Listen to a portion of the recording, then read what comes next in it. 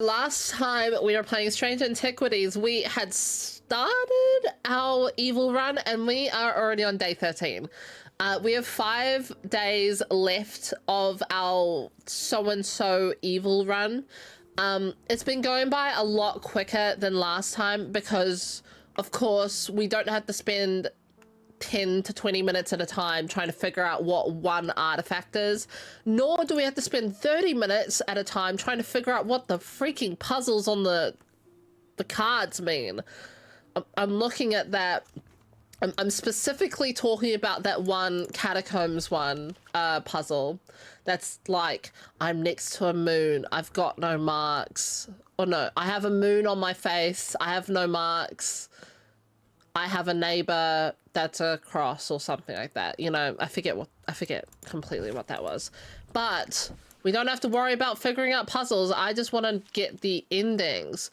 Now, because we don't have many days left in this run, I was wanting to do a bit of reloading once we finish this up. I definitely want to reload whether or not we, like, which item or which artifact we give to Thaddeus. I think in it's like the 3rd to last or the 2nd to last day. Because I want to see if that has much of an effect. I suspect it would, but I just want to see what changes. I don't actually know how many endings there are. I'm pretty sure it's 8 endings in this game. We've gotten 1 of them so far. And once we finish this game, like, for stream, the plan is I want to maybe do 1 or 2 streams a day, everything. Bring some cursed vibes back. And then we're going to hop into the predecessor to this game, which is called Strange Horticulture, which instead of running an antiques artifacts sort of shop, we're actually running a horticulturalist, sort of herbalist plant shop for remedies and natural solutions and everything like that. And I loved that game. But I think I've only completed it once. I have written down which ending I got. Do I remember it off the top of my head? Absolutely not. But when we get to that, I will obviously say it. But I want to see if we can get a different ending in that as well. And it'd be great to show you guys the game that came before this one, because I think this whole series of games, I know it's only 2 of them, but I love them to pieces, and I have grown so obsessed with Strange Antiquities, playing it on stream. I love the vibes. I love the puzzle sort of genre, but it's also cozy and yet unsettling. And I want to find more games that are cozy, unsettling, and have a bit of mystery to them, because I have so much fun with that. Blueprints was kind of like that for me. But I need to... It's been a while since I played Blueprints, and I kind of want to restart because I've almost forgotten everything, and I never finished that game. Anyways, let's start the day. Oh. Ah, smart detection. Deny. I can't say too much, but it has fallen to me to carry a secret that people would kill for, that people have killed for. It's a lot of weight to carry around in my head, and it's getting harder to bear around certain family members. Okay. It occurred to me that it would be safer than ecumenical. Okay. I have completely forgotten what an ecumenical is. Also, by the way, off stream, I should have mentioned this. I have sorted everything by what sort of thermic field they give off. So as before, we've got Noctic, Mentic, Dradic, Diurnic, Wixic, and Selenic along the bottom. And then these ones are the ones that give off the Selenic field, but it is vertical instead of horizontal. And then the pit and the compass both give off no field. This one has like spatterings of like that it should have a field, but it's got nothing. And then this one, if I open that one up for us, it just doesn't do anything, basically. It's so these two can go together, so you can see the spatterings around the pit. Oh my goodness, can't speak. Okay, ecumenical. I might need to get up my screenshot of what was what. Receptacle commonly featuring oh, I think it's this. Yes. Oh my god.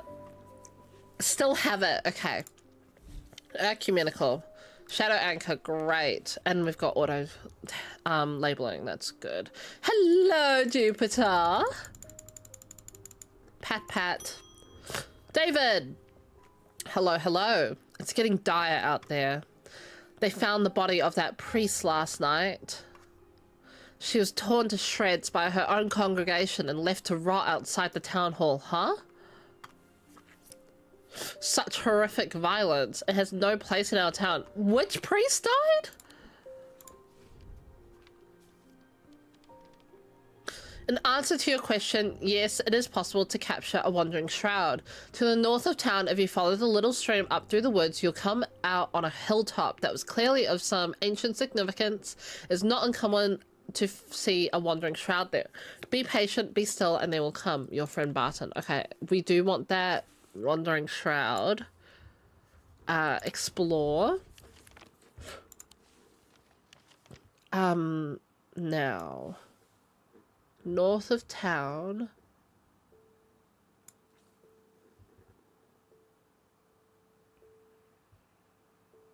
So that's the stream.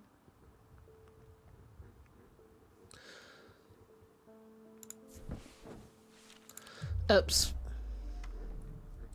Wait, where was it last time? Is it up here? That's the stream.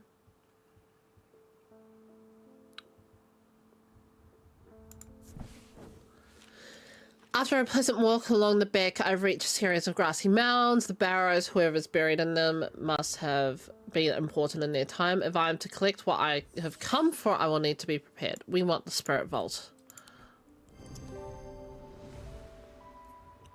Awesome. Get me that wandering shroud, please. Oh, I sit and wait quietly and patiently, not certain exactly what I'm looking for. For some time, nothing happens. And then long after my mind has drifted towards a warm fire and a hearty supper, I notice a movement in the corner of my eye. A strange, thin mist has formed near one of the barrows. Seems to produce a sort of dark light, a contradiction that my eyes have trouble perceiving clearly. The ethereal creature, for surely this is a creature of some kind, ambles towards the vault that I have left out for this purpose, and I daren't breathe as it slowly nestles itself within the receptacle. We have a wandering shroud. Ew! It is... That thing is, like... steaming. Disgusting. Okay, so now we need to use that to go back to the catacombs. Catacombs. Which one of these?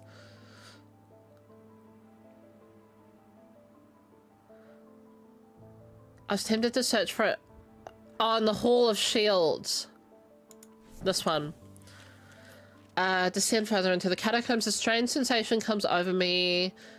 Not fear, although fear is mixed in with it. Cold clarity, I know at once what it is. Into the area known as the depths, and we need the wandering shroud in the spirit vault to get through. There we go.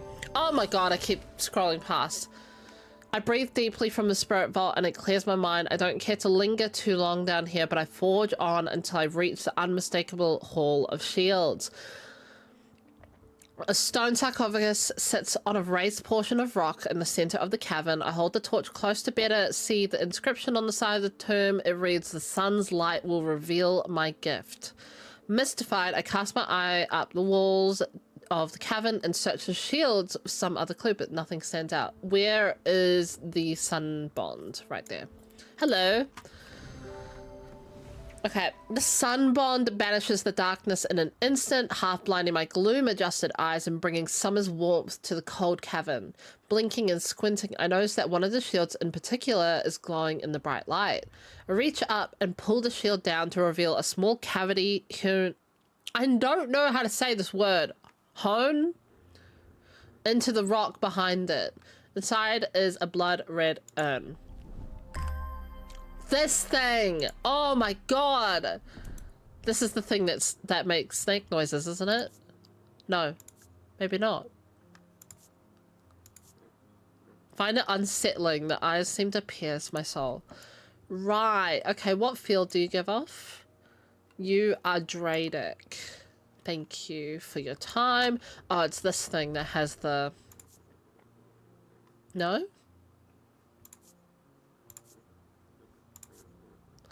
I thought it was this thing that has the hissing noises.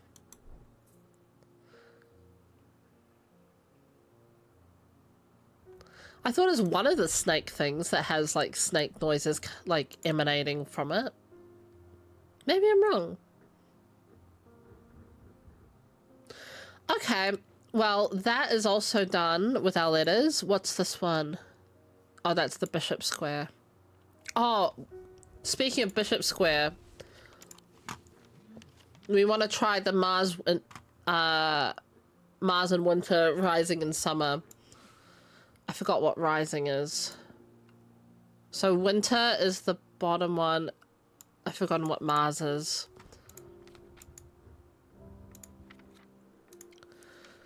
Mars. Iron. So it is the male symbol. Hello, Jimmy! Oh my god, I have to give you a shout out. There we go. Welcome on in, Jimmy. How you doing? Long time no see.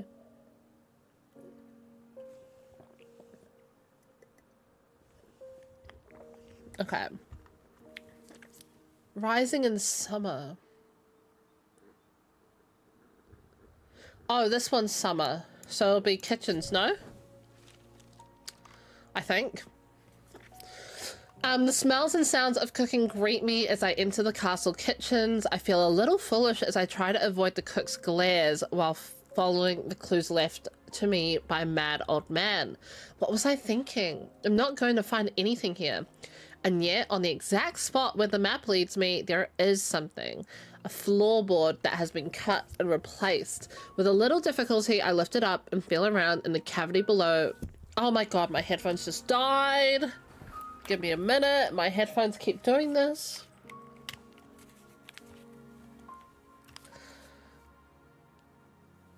Before my fingers grasp something hard.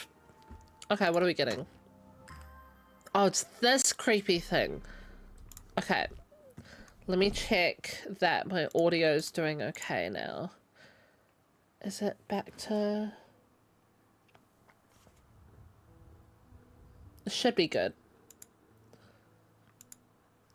Okay.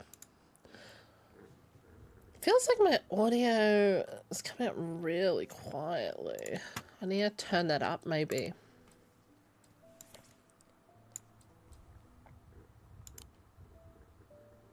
Well, it's better than before. But yeah, I hope you're doing great, Jimmy. Okay, what is this thing again?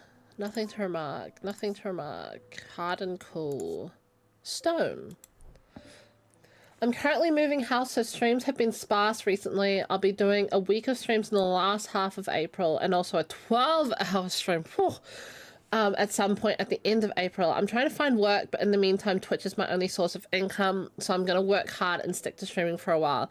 I love that for you. I do wish you all the best with your move. It's a lot, honestly. Like, when I was moving down here, I really needed that time to properly settle in.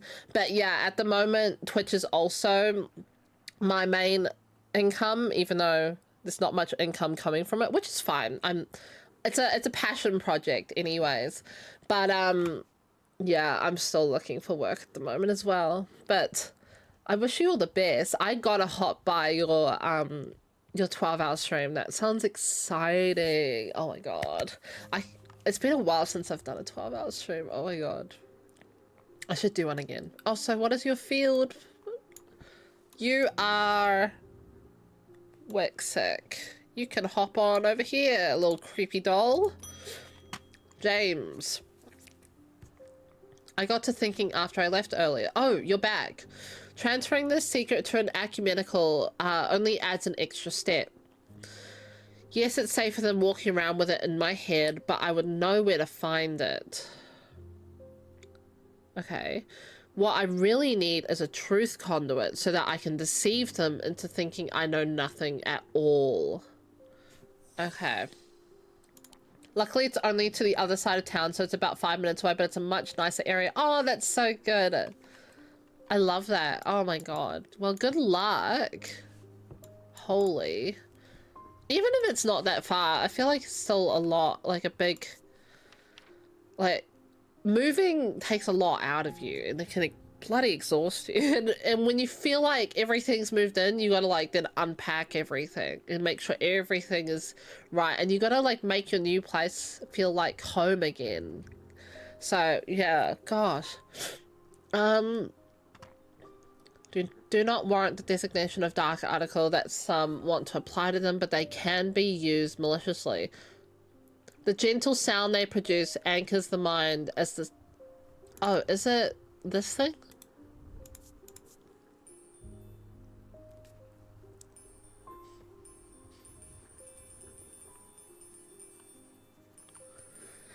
Oh, it's so good. I think it's this thing. It sounds so good. It sounds great. I will never not, like, bop around to that. Okay, abrasive ether. Got it. Shut the book. Evelyn Bennett. I've never felt more tired or more devoid of life. Tell me about it. An apathy has settled in my bones that I do not seem able to shift. But while I still have breath in my lungs, I will not succumb without a fight. She's got some sort of curse, I think. By the grace of Grey, I will find a way forward. So, exhaustion, apathy, and bones. She's not got burning blood because she's not burning from the inside out. While I still have breath in my lungs, I will not... Maybe the breath of Lyra? They appear to be able to breathe normally. They feel as though they're... I don't know. She didn't really describe any choking. She doesn't have black heart. No Braxis. Poison of the mind. Ugh. No nightmares. Oh, Sapphire Curse? It doesn't look like it. It could be Breath of Lyra.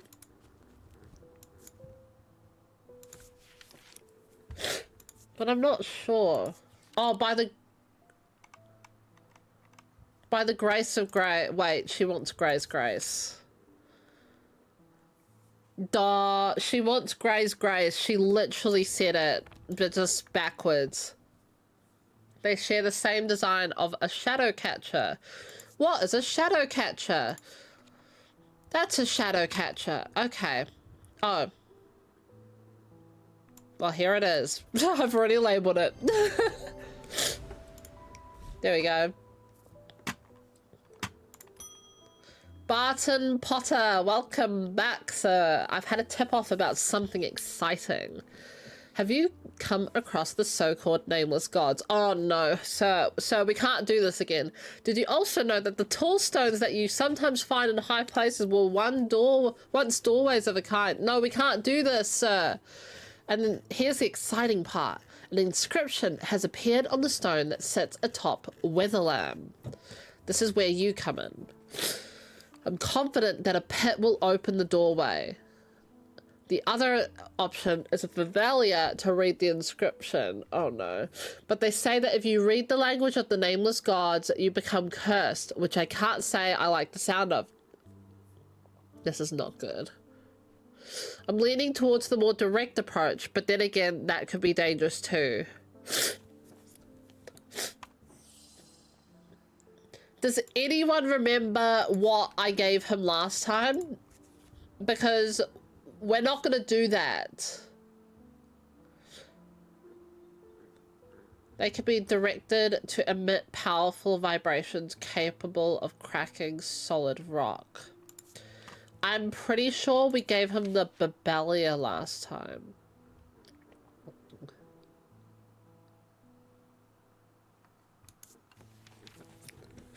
I think I gave him the Babelia because he read the ancient texts and then got cursed and then got stuck in there and basically died. I don't know though.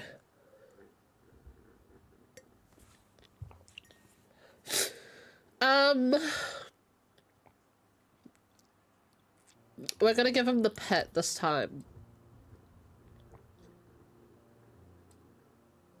Oh, I don't trust.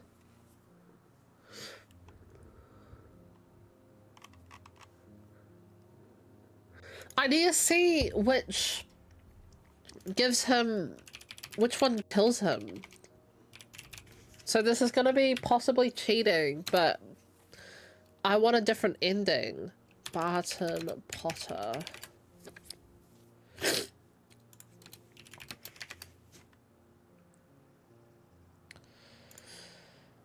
Okay.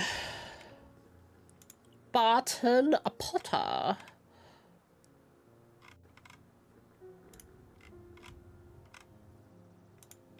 Pet and...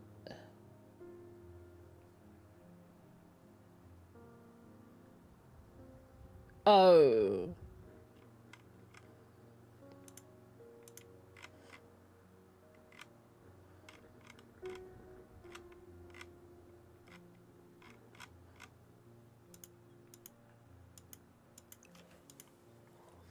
Oh.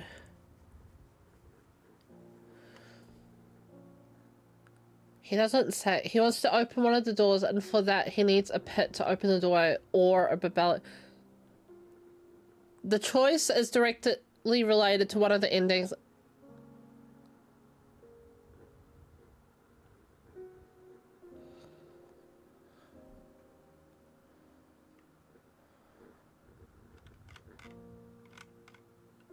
Oh.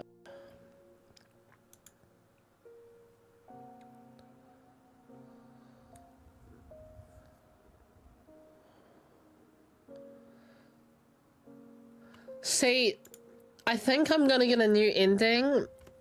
So last time, what happened last time was he went to the rocks and then I don't remember if he had the thing that like opens it up and then or something, but he opened up the rock, went inside, and then it closed on him and he got trapped in there forever.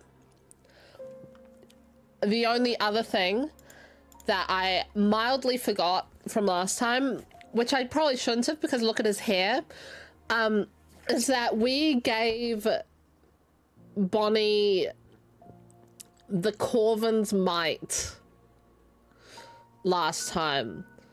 And I believe she's still after him. That's the thing. Because I don't think she's been handled yet. I don't think she's been caught. So... I gotta figure out... I don't know if we gave him the pit or the Babelia, though. I feel like we were having a struggle trying to figure out... like... what the Babelia was last time.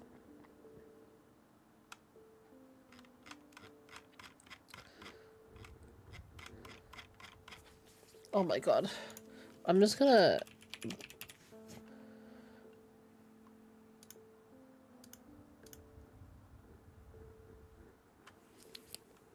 There is not much spoiling me.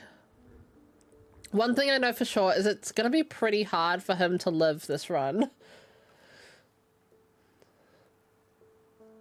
I keep looking over and thinking that I see like something flying around the room.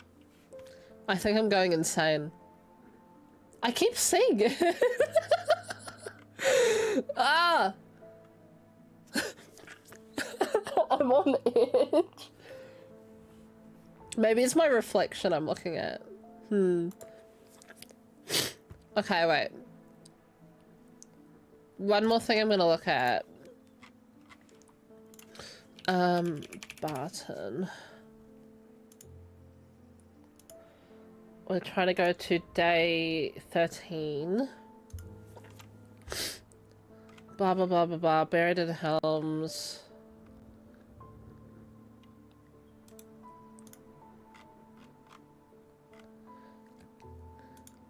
Can people's walkthroughs please spoil me a little bit? I'm going to the... Wait. Barton.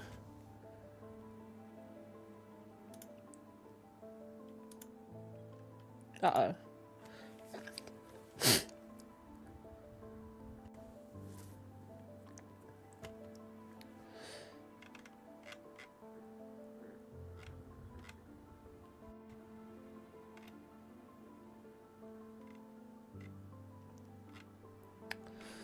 Oh my god, my nose. Give me a minute, chat.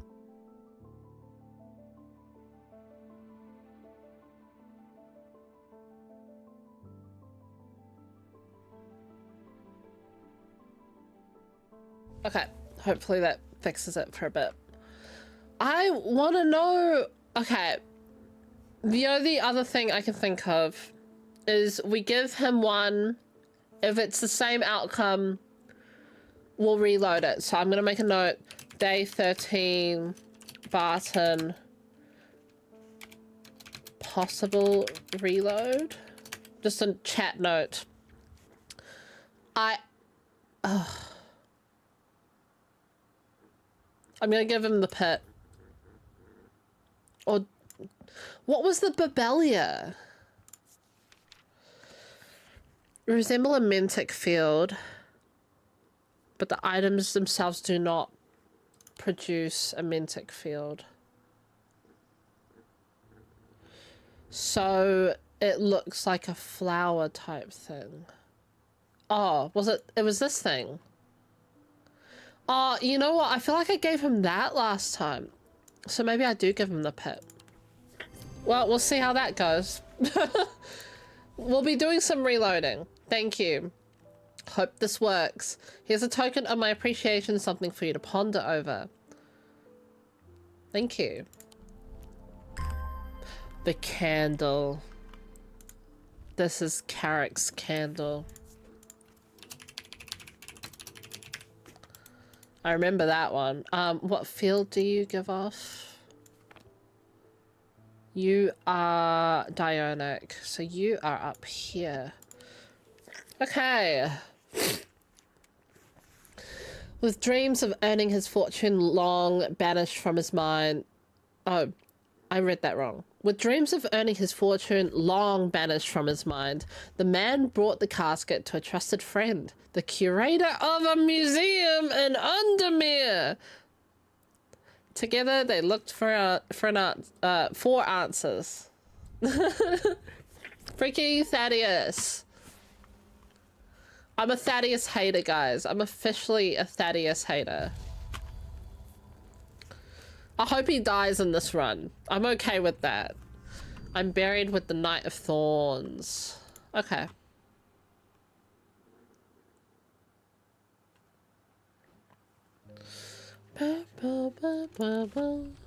Okay, Catacombs. Where's the Knight of Thorns?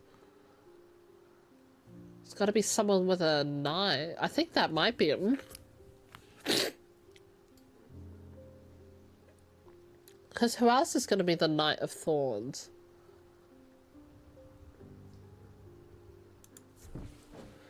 I'm wasting my time here. Okay.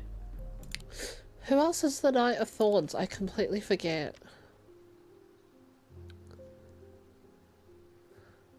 Is that... No.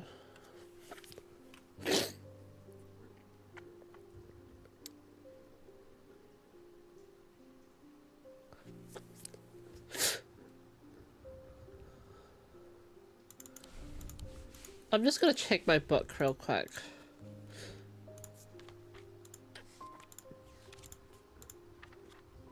Knight of Thorns, Shimmer.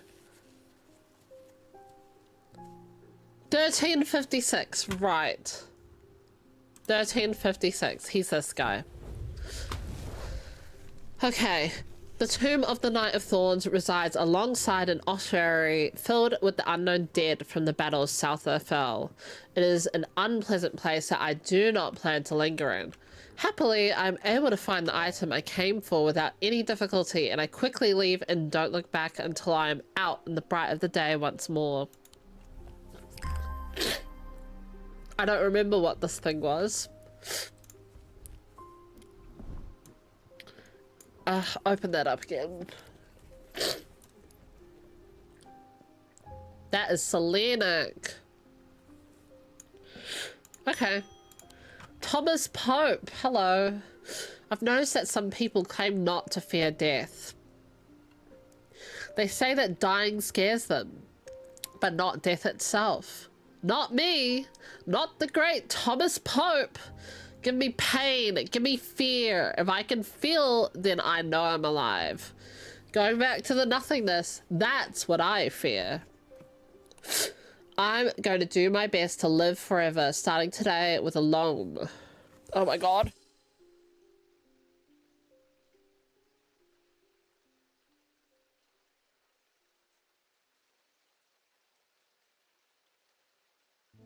My nose is going crazy today.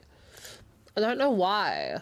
Though I was having really bad hay fever last week and it turned out to be like a minor cold. And that always happens to me. I've got like... Do you know what I found out from my blood test results from my doctor? That I've got a decently like higher than normal white blood cell count. Which usually could either mean like bone marrow problems or worms, but it also could mean inflammation from allergies. And so I was like, yeah, that one's not surprising. Called a Hand of Jupiter or a Fire Palm. Reverse the signs of aging.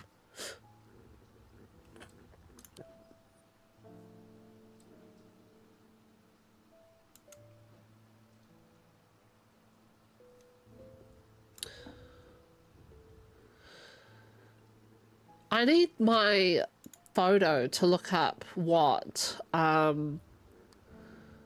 was the loam. I completely forgot this thing existed.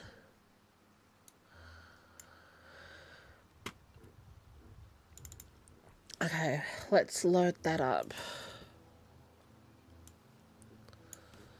The loam.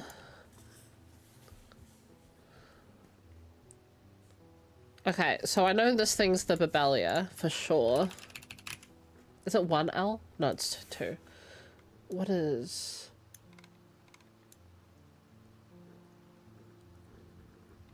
Okay, Loam's not on that side.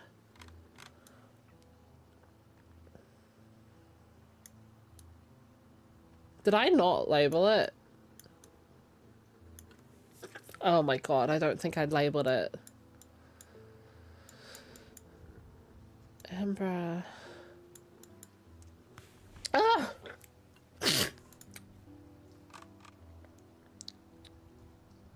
What is the Loam?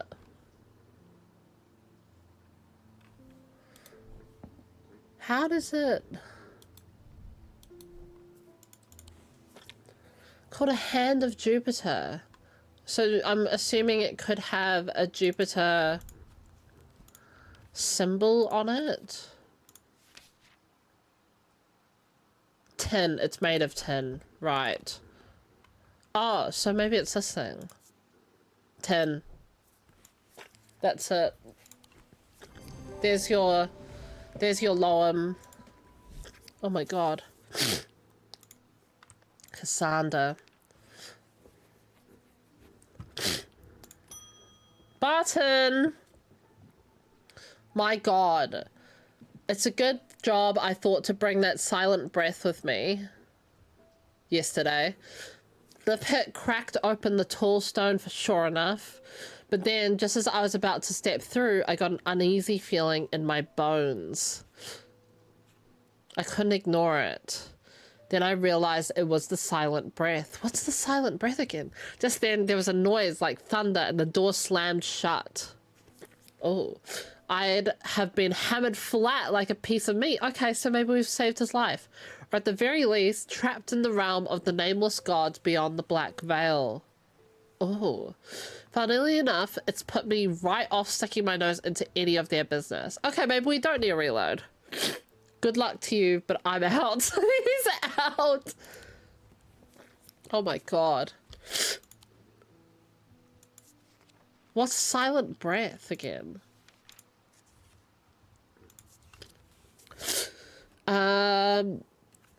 He's out. He's just not in. Allowing the bearer to sense danger before it arrives. Oh, so good that you had that, sir.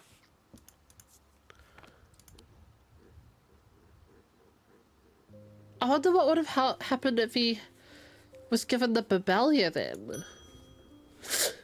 Oh, she looks so cute. There's been an unexpected death in the family. It has hit us all quite hard, but particularly my husband. I would like to give him a heart chamber. Okay. Heart chamber.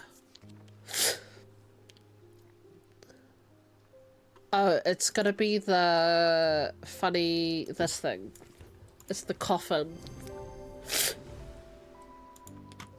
Well, I'm glad that Barton survived and gave up on his job.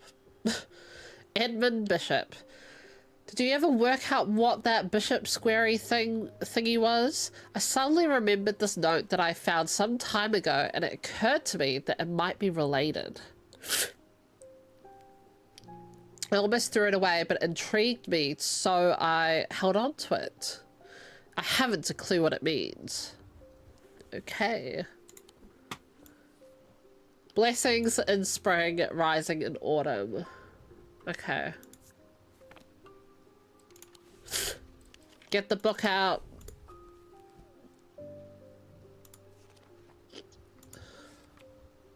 Where's blessings?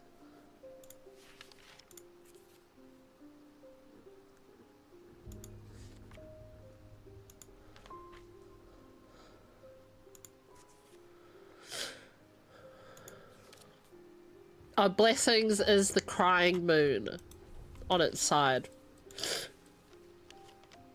Okay, crying moon on its side. Blessings in when? Spring. Rising in autumn, so we're gonna go into here. The symbols on the map lead me up the winding stair of the North Tower. The pendant has been carefully hidden, but knowing where to look means that it does not take me long, and I am soon on my way back to the shop with a new trinket to add to our growing collection. Let's go. Oh, it's this thing. I remember it being very strange. And boring. I probably should have mentioned that it was boring and it didn't really do much, but it looked strange. What do you give? What's the... So you go over here. You are Diurnic? Yes, you are. So you come over here. Okay, next person. Thaddeus. Something isn't right at the museum. I'm worried it's all my fault because it is. I'd hoped my brother would be back by now. I've had an idea though. I'm no thaumaturge, but I think I can weaken it using a witherance. Oh dear me, this had better work. Okay, which one's the witherance again?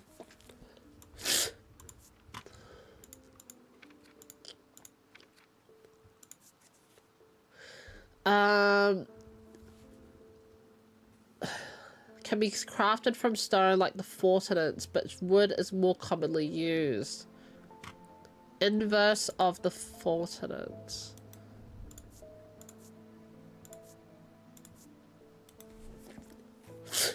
What is the one that makes me feel really bad? I notice myself becoming drained of energy. Maybe that? Yes. I feel like that's more important to the game than, like, this thing. No? But maybe I'm wrong. Actually, no, I might be, because I remember this thing playing a part in one of the big final decisions of the game with Thaddeus, I think. So, maybe. My mind is severed. Need Mether. Or Mether. Okay. Which one is it? Abrasive.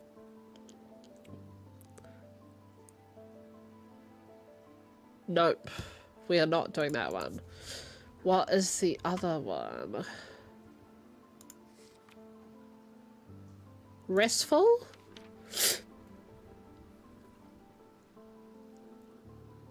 No. It's the last one. Solemn? Oh, I'm reading the wrong side. Forge pathways in the mind to recall that which has been forgotten or to repair that which has been broken.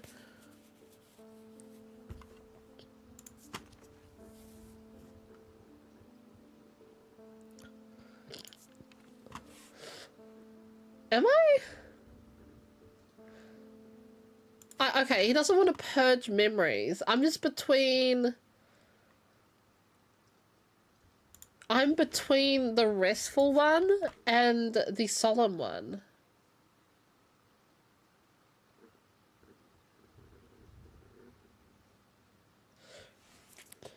Promoting clarity of thought.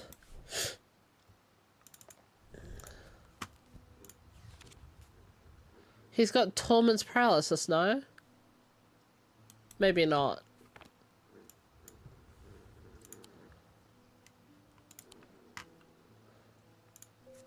His mind has been severed.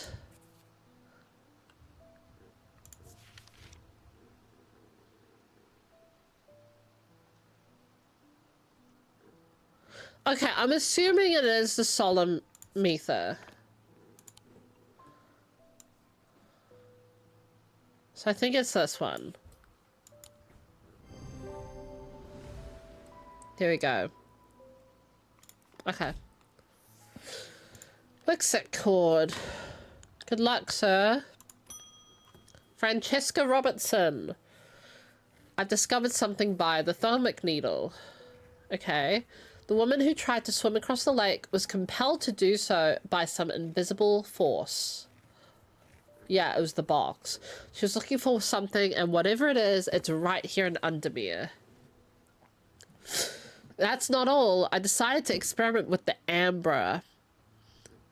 When I was under its spell, I heard whispers.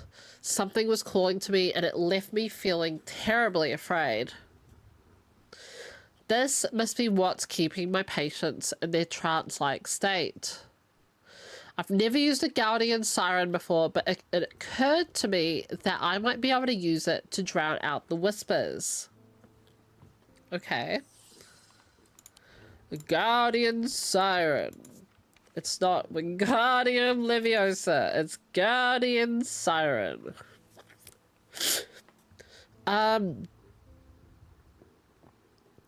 I think it's this thing. Although these are similar in form to thermic needles, guardian sirens serve a very different purpose. They create a strong compulsion, like a siren's call for... There's no fish today, Jimmy. I'm so sorry. I think it's this thing, though. It takes great effort to tear my eyes away. Okay. Here you go. How you doing, Jimmy? Hope your uni work's going well.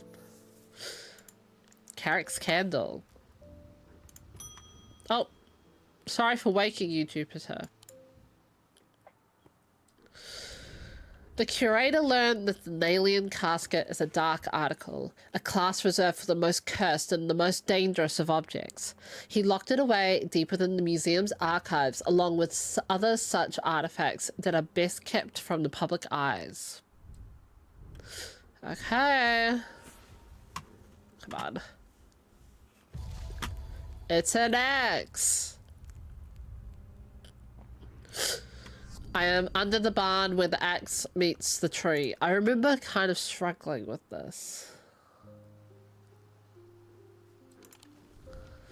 I'm under the barn where the axe meets the tree.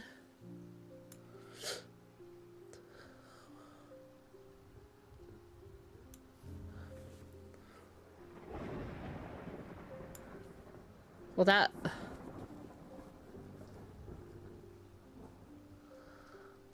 I remember the logic being like, this looks like an axe.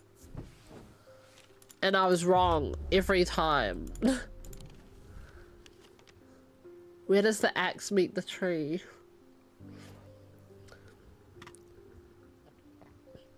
Under Jacob's Folly, the bleak stones, the mossy wood. Oh, wait, Woodcutter's Lane?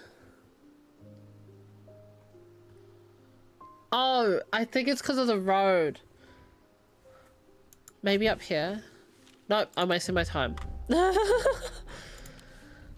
What on earth? The barn.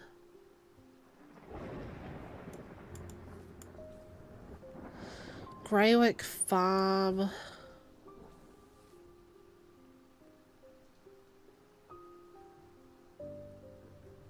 Surely it's gotta be on Woodcutter's Lane.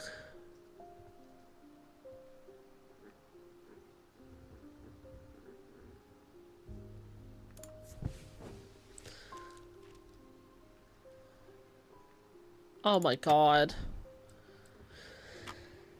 Oh, okay. One more try. It's gotta be on here. Oh wait, maybe this because it's next to the tree. Yes. We finally got there. Okay, good. Where the axe meets the tree. Okay. To the side of the house sits a dilapidated barn. The stench of manure is overpowering. There is no sign of an owner, so I search carefully, not sure exactly what I'm looking for. Suddenly, I spy a flash of blue. A bottle. This is it. Oh, we've got an ad happening. What was this thing again? Nothing to remark. It gives off a scent like that of a brewing storm. Ah, the storm thing. Blue painted porcelain. Okay, what do you give off? You are Dionic as well. So you go up here. Simone Green, give me more puzzles. Good morning. Yes, and to you too, Jupiter. I'm getting more concerned about my mother. Yeah, she's in a bad way. Hearing about that poor lady who drowned frightened me. But she'll turn up. She always does. I've had another breakthrough. This time, I'm certain it's a clue that leads to another hidden part of Strange Antiquities. Okay. From the individual, a stone for dark purple. Oh, this thing. Okay. Wait, no. Okay. Individual. Mentic and Wixic. So a stone for dark purposes is bloodstone. So that's you. Corvin's Might. Oh, get back here. Corvin's Might. Celestial, which is Selenic and Dranic. A Stone of the Earth.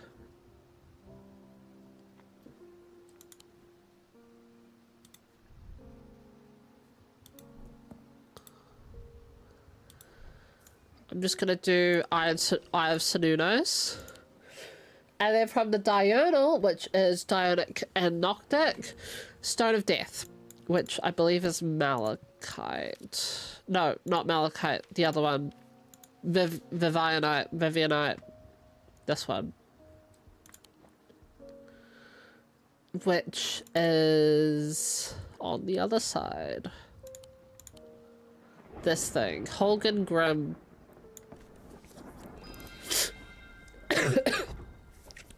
Okay. Right. Okay.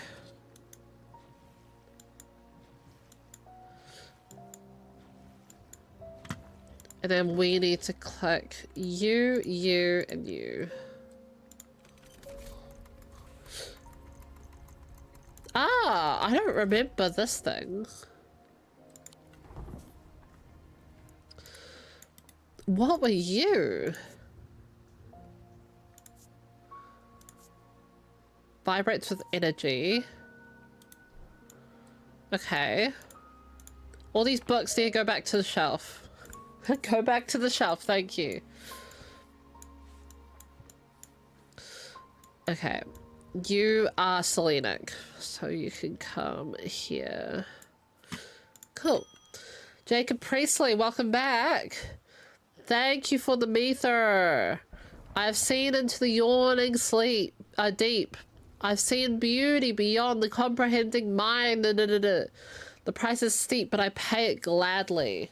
My shadow anchor broken. Must replace. Okay. What is your shadow anchor? Sometimes used in the practice of shadow casting, the art of projecting one's presence outside the body without an anchor might have been known to become lost. Shadow anchor designs can vary greatly. Some prefer pendants, whereas others prefer to clutch a totem in their hand. Some make use of symbology, where others use gemstones. They will always produce a field from the individual branch, though. So the individual branch is the second shelf.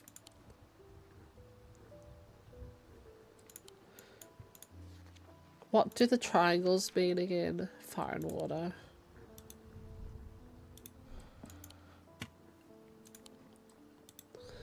Maybe it's this thing. That's the symbol.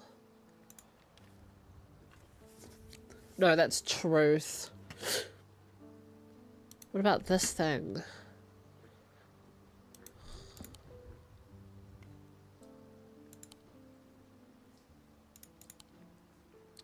Paralysis.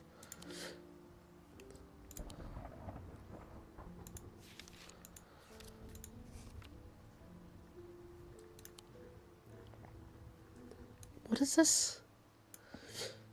So it's fire. No, not that.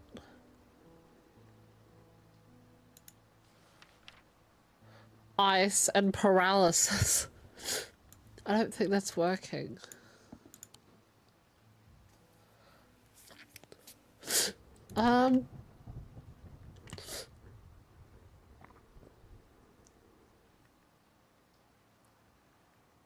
What was that one?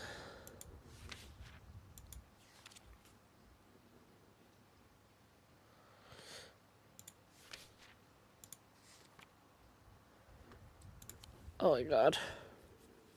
Two C's facing each other with a line through the middle. Oh, this is the opposite of paralysis, right?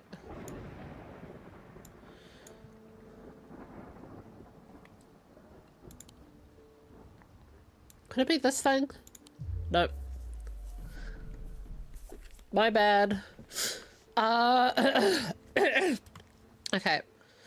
So it could be a pendant or it could be a totem.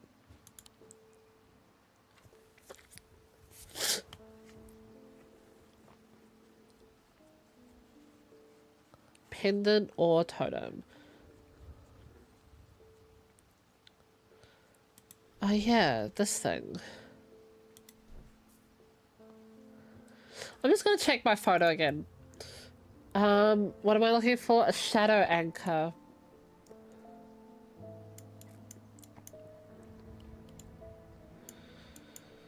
Shadow anchor.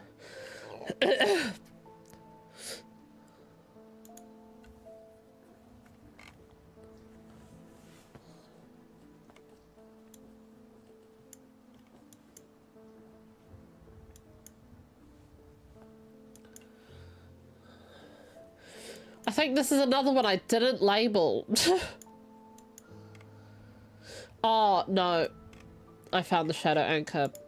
It's a... Oh my god. No, we're not ending the stream. My, not Discord. My, Streamlabs is doing a thing where, like, all the text underneath my going live, like, goes, blank, and I can't actually read any of it. So that's why it's making me change screens. Very annoying. Okay, shadow anchor's this. There we go. Nefragant. I don't know. Okay, next. David. I'm afraid this letter was sorted incorrectly and has ended up doing a round trip to Kendall and back. Okay. Better late than never. Is it from Eli? Oh, Barton. I spent a long time looking for an object that is believed to have been lost somewhere in the catacombs. The adventurer and thaumaturge, Marwyn, left a trail to a hidden stash, or so the story goes. I followed it as far as the Ossuary of the Damned, a chilling, bone-filled alcove carved with a natural chamber in the upper levels. But it seems her markings have been worn away by time after that. I pass on the story to you in the hope that you can succeed where I've failed. Barson doesn't really seem that great of an explorer, I'm going to be honest. So, upper chambers. No, wrong note.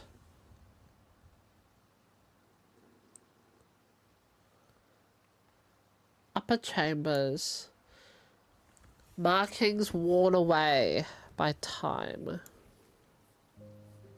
Maybe this one? What's the Ossuary of the Damned?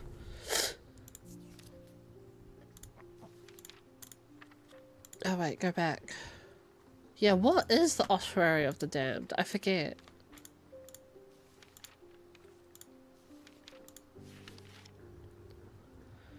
It's not even in here!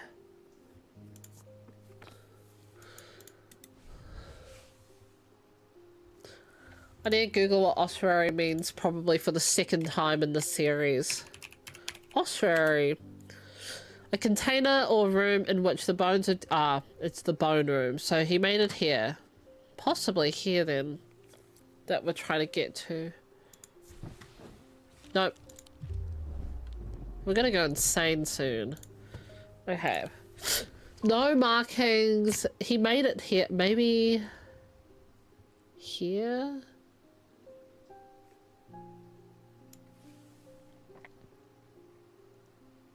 Oh, it says here it's a bone-filled alcove.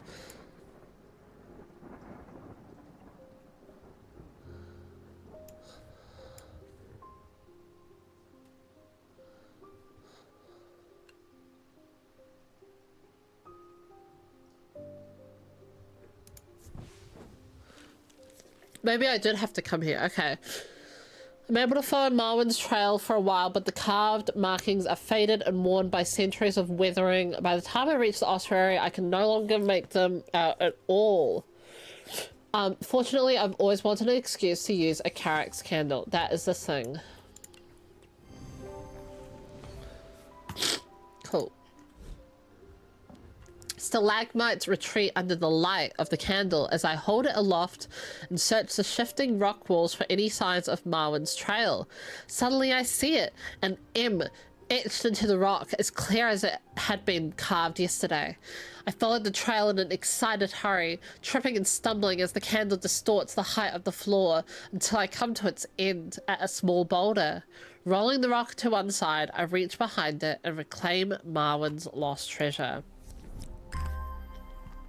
It is tiny, this thing. What is it? Tin. It's tin. Somewhat cool. Gives me goosebumps. Ooh. And it's very faint Wixic. Very, very faint.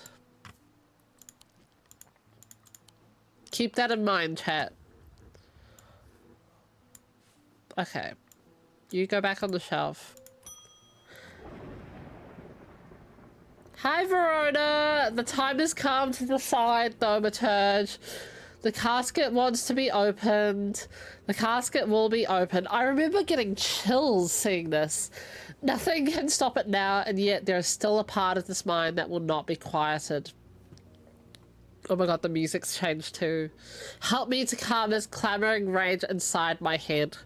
This is your chance to elevate yourself above the scurrying ants that absolutely crawl through their meaningless lives. Goodness. What did I give her last time? I think I gave her the Mether, wouldn't I? Purge unwanted memories. I definitely gave her this. So I want to give her the Zephyrum now, right?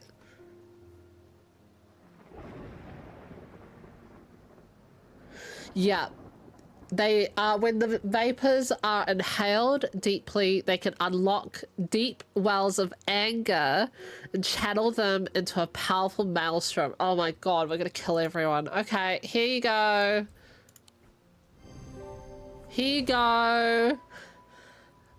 Do the right thing with it. I bet you won't.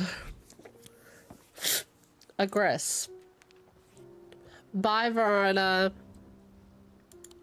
Goodness. I know, right? That is freaky. She freaks me out now. I feel so bad for her. But the problem with storing powerful dark artifacts is that slowly, inevitably, the darkness seeps out. Okay. Get this thing. A ball of yarn. / wool. I remember hating doing this. I think it was a passage through the catacombs, no? I don't remember.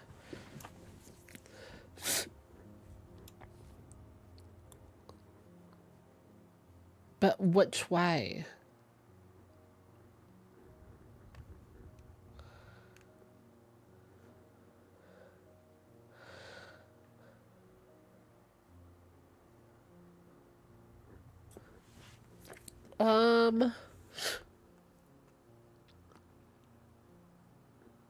So it starts, maybe we're going to, I think we're coming here. Nope. Unless we're going to where it ends. So here? Because like that's the up here. So maybe here or here. Wrong one. Okay, this one? Oh my god, come on. What do you mean?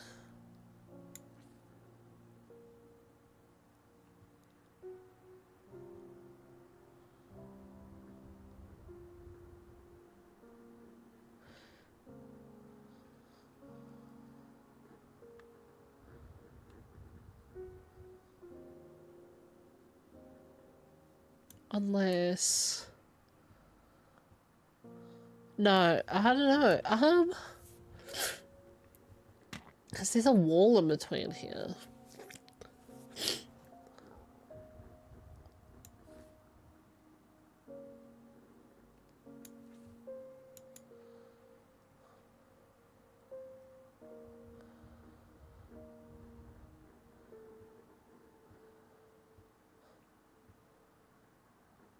How's it not this?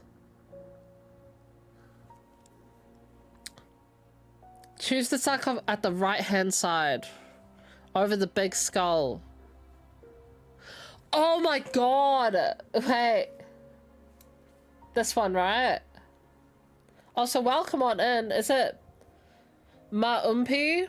Or Ma-umpai? Oh, wait.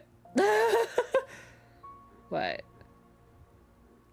I got this last time. I just completely forgot what I did. Oh, wait. Oh. Wait, maybe this one? Because this one also kind of looks like that little jut there. So you start here, you go up. So the 1801, I think. Oh, come on. Okay. I'm gonna go insane again. It's fine. This one where you started. Oh, where you started. This one. There we go. Thank you so much. There we go. Oh my goodness. You'd think I would remember it from when we did it during our first run, but no. Too many puzzles. Inhaling deeply from the spirit vault to stave off the madness of the depths, I make my way carefully down crumbling passageways past decaying crypts. Placed carelessly on top of the tomb is a collection of clay pots, some lie in pieces, but most are whole. At first the collection seems unremarkable, but one in particular stands out, and I take it back up to the surface to take a closer look. This thing. I forget what this thing was, actually. I have to look up the symbols in a bit, but we're going to figure out the field. You are Dradic? Yes. So you go along the bottom. Cool. Pat, pat, pat. I'm sorry, my English is too bad to describe it. No, you were doing amazing. We got there in the end. Someone very dear to me has fallen ill. I would like a nephricant to, do not be concerned, dear. I've used one before and know what I'm doing. Why am I stuttering? Oh my goodness. Nephricant.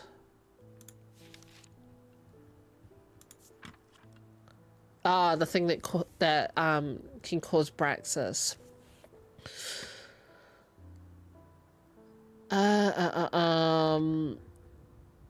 They will cause Braxis if held against the skin for a long time.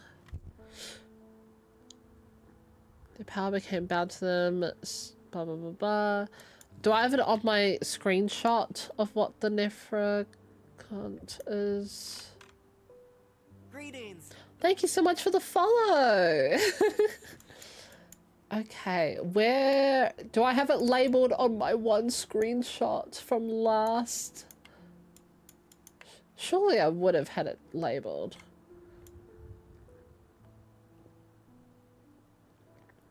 Unsurprisingly enough, I don't.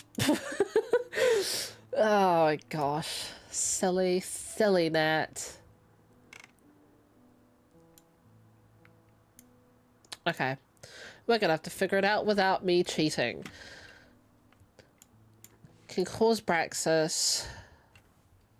Can draw out infection. Which... It's not that... It's not any of these three down here. It's nothing to do with snakes. Don't think it's that thing. That's the shield charm. Praxis. Also need a... I forgot what that pendant resembles real quick. Oh, the triple goddess. That's what it was. Maybe it's this thing. Did I label that? That's the grass, my bad. I'm just gonna label things as I see them from my screenshot. Yeah. Oh, maybe it's this. Nope. I'm just choosing. Oh no, sorry. It's the thing that actually has a hand. Yeah, that one should have pieced that together. I'm just trying to get endings. Dread Vivant. That's that thing. Franklin Underhill. Please do pay us a visit. We have some items that we're confident will be of interest to you. Okay. Thank you for the note. The Twinings, artisans of wood, iron, and clay. 2 Market Avenue. Oh, we want... It's number 15. We are going here. I have to go to bed, but I'll join you another time again. Have a nice time. No worries. Thank you for popping by, and thank you for the stream. I hope you have a great sleep. Okay. The man who dropped off his card introduces himself as the owner of the Twinings, an unusual sprawling series of grotto-like rooms filled with handcrafted carpentry, ironmongery, and pottery. He leads me past wooden chairs and strange iron contraptions to a room unlike the others. This one is filled with small trinkets, ornaments, and jars of various sizes containing ominous-looking liquids and organic materials. I know it might not look like much, but there are some items of value among the junk here, says the man. Take your time and let me know if you find anything interesting. 2 hours later, we were there for 2 hours. What?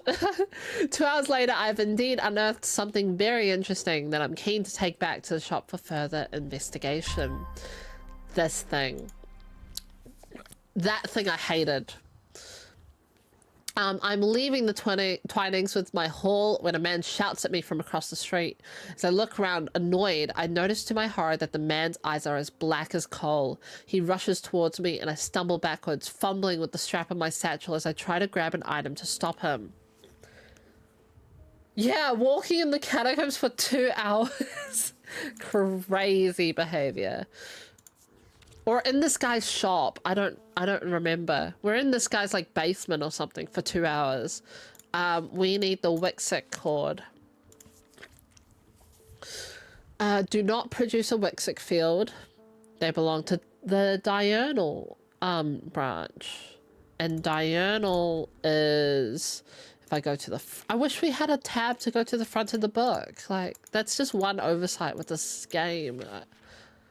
Diurnal, so it's diurnic or noctic. Cause a freezing effect in the body, earning them the nickname Medusa Stones. Fortunately, this effect is not permanent. Is it this thing?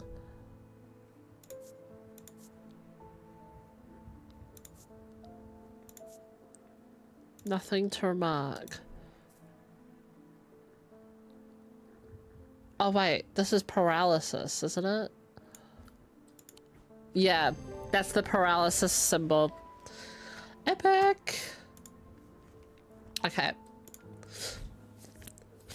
To my relief, the man goes rigid almost immediately and topples forward onto the cobblestones. I turn and run, wanting to put as much distance as possible between myself and that creature. When I finally come to my senses, I realize I should alert Dr. Robertson, but by the time I return to the Twinings, the man is nowhere to be seen.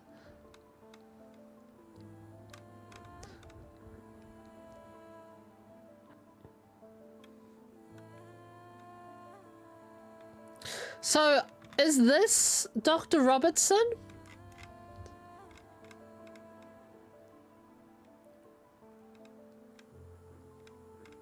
But surely you would recognize him. So maybe not. Anyways, let's hear the thing. I hate this thing. This thing is bad news. Bad news. Okay, you are Noctic. Of course you're Noctic. All the evil things are Noctic. Edmund the Bishop.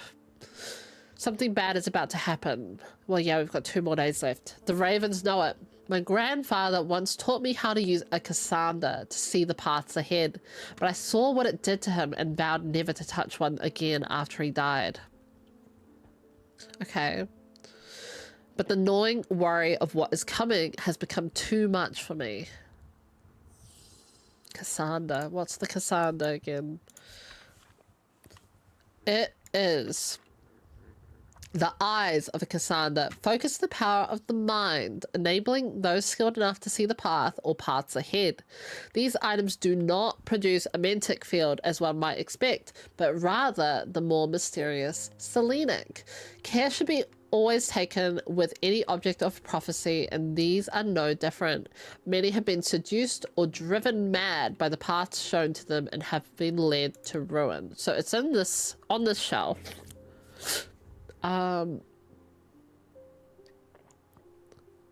You should probably move forward. I have a feeling it could be this thing, though.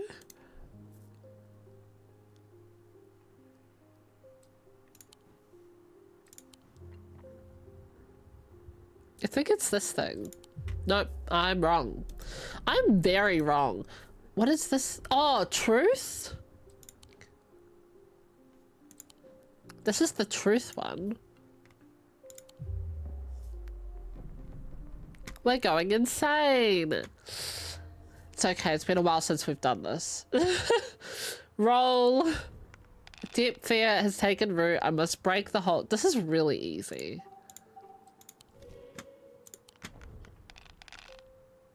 Oh, I say as I die twice. Okay, hold on to that. Give me another cat, please. Epic. Bank. I feel like you could chop that down like a lot because it feels really, really easy to do this, to get out of insanity. Okay, yeah, you want a Cassandra. I know. What's with the arrows? It's Selenic. Oh, I'm looking at the wrong thing. This is Wixic. This is my Wixic tree. So it's this thing that's the Cassandra, no? I think it's this, isn't it?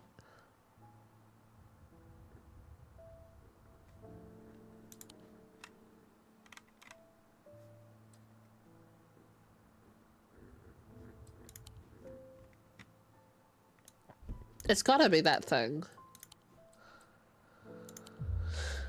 What else could it be? Have I put something in the wrong spot? I need to look up what it is. We're checking the screenshot.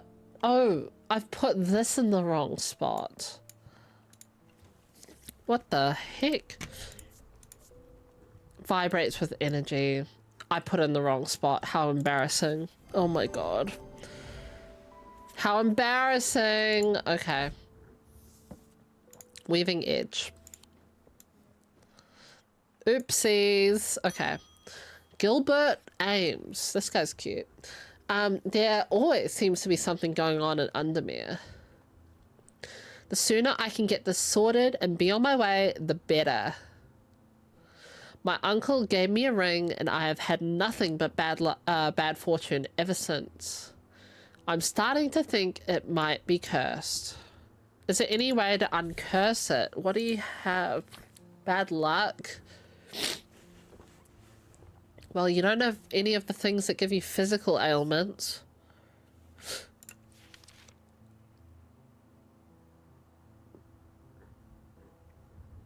No, you don't have any of those.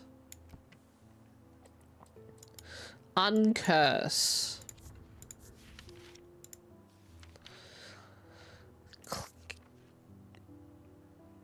Oh, it was a ring, wasn't it? It's this thing. I need to give you this. Also, I need to move you back. The Cussack Purifier. Because you put the ring in there and then it uncurses it, basically. Lavinia Hawthorne.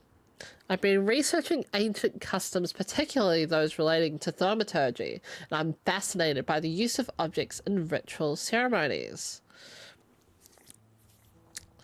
If you are able to get your hands on a grist, here you go. I would be very interested in studying it further. Here you go. There you go. Like, immediately gave it to her. Lunima. Also called a moon pool. Leopold Morris. Oh, sir, you look pale. There's been a basilisk sighting in the hills across the river from Backbarrow. I wouldn't say I'm a brave man, but I have a duty to protect my livestock and my village. He's a good man. I would not have the bravery to do that. Better me than a younger man with his life ahead of him. I've come to prepare my sword. This is so noble of him, honestly. Like, terrifying. I could never do that. Basilisk.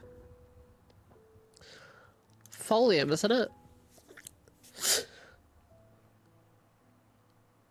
Those wanting to prove themselves perform this ritual before seeking out the basilisk, as a folium blade is the only known way to pierce its thick armor. You want this.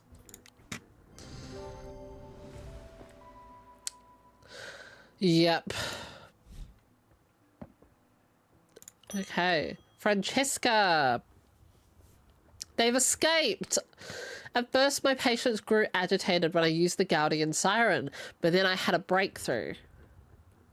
What are we up to? Oh, it's an hour and a half in stream. Vivian Cartwright woke up. She seems lucid, calm even. I made a stupid mistake and loosened her restraints. I don't know what happened, whether the siren stopped working or if it perhaps had never worked and she tricked me. But almost immediately she changed back and turned violent. Before I knew it, she had managed to free the others. We tried to stop them, but they fought their way out of the hospital. I don't remember what happened to Francesca last run. I've no idea where they've gone. Oh, that's it. Oh, that's not good. I know Francesca lived, but I don't remember anything else of what happened to her last run. Perplexing.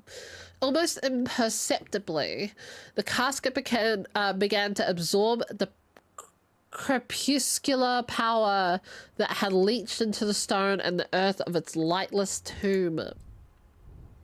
Okay. It's another tombstone.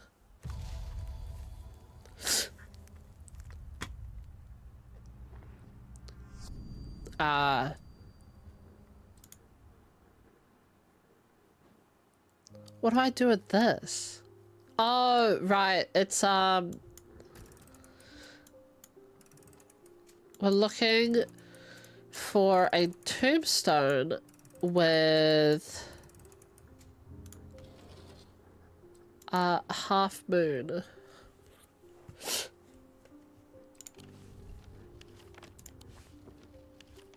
I think it's this one. There we go. The air is stifling in the darkness, and the claustrophobia of the tunnels almost overwhelms me, but I press on. I remind myself that there are a few who venture down here, which means the chances of an interesting find are higher. It doesn't take long for my search to bear fruit. This thing. This creepy knife thing. I forgot what it was. Sharper than it looks. And I think it's Noctic, isn't it? So we have one more day, and then it's the final day. Yep, it is Noctic. Pat, pat, pat, pat, pat. Thaddeus!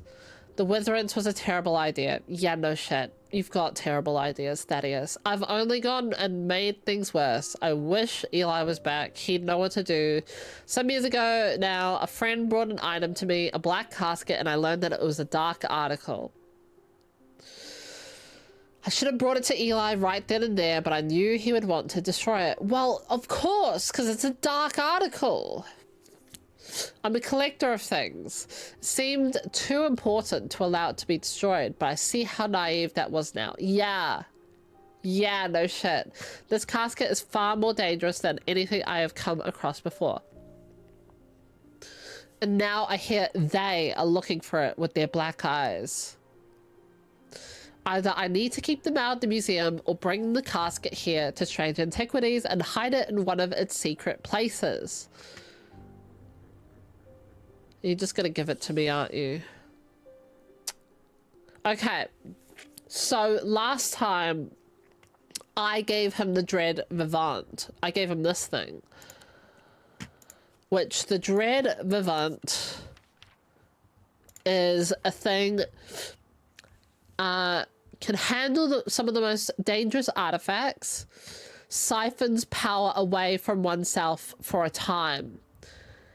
And me giving that to Thaddeus actually got the cult to steal it from him, and they used it on Eli, which ended up killing him. Spoiler alert. Represent the balance of life and death of okay, so this time we're gonna give him the Lunima, also called a moon pool or heart of tranquility. Harnesses the power of the elements to create an aura of unease that can be used to keep people away from places they are not welcome. Superstition among thaumaturgists that says that a Lunima should not be used when the moon is full. It's not known where this idea came from. I don't know what a Lunima is. What is a Lunima? Let me look at my screenshot in case.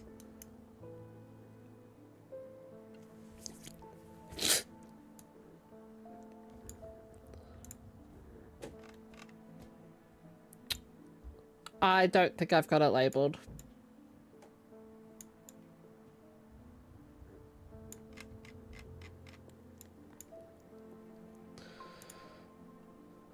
As long as I don't give him the Dread Vivant. Okay, we want called a moon pool.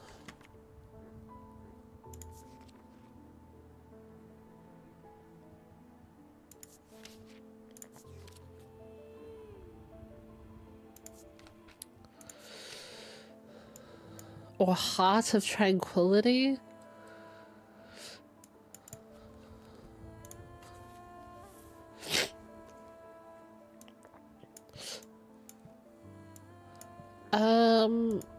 I completely forget what this was. Oh, it's a moon shape. Is it this thing? No, surely not.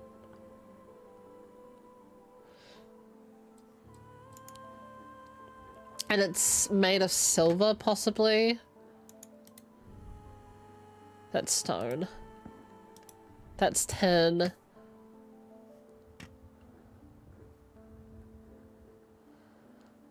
I don't think I have anything made of silver.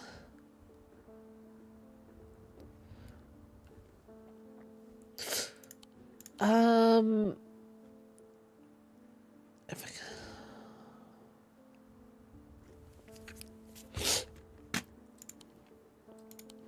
What is the gemstones thing again? Stone of containment. No. Stone of water. Anchor between body and mind. The moon. I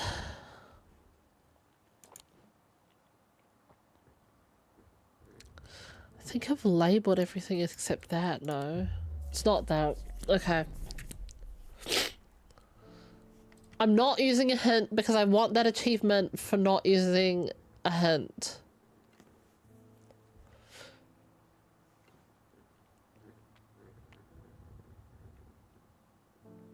I think that's fortunate.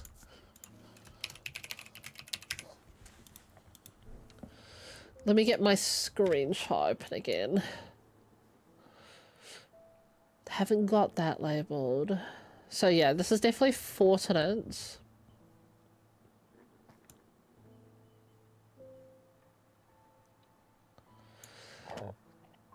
there anything I haven't labeled? What, that is labeled in my screenshot? So this thing is some sort of something charm, starting with B. A Braic charm. Okay, this is a Braic charm. Got it. What else?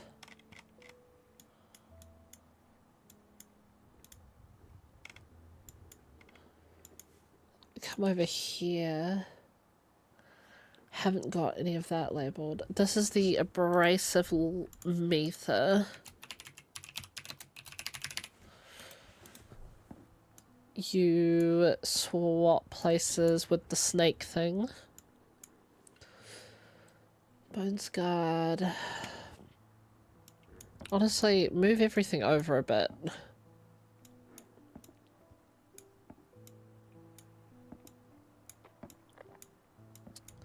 There we go. Thermic needle. Libula. What is my Lunama? Can't be this thing. Is this the Lunama? No.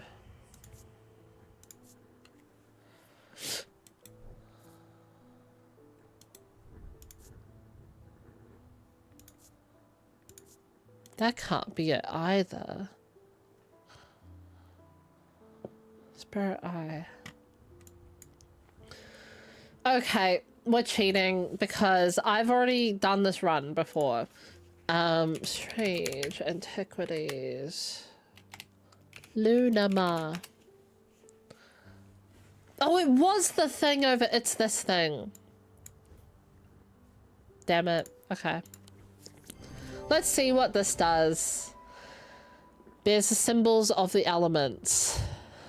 Feeling of disquiet. Oh, I didn't even realize that. Okay. Light of Corkin. Thaddeus, I still hate you. Nothing could make me like you. Hello? David! There's an uneasy quiet in town today. There aren't many people out and about. I'm heading straight home as soon as I'm done with my deliveries. Okay. Thank you, David.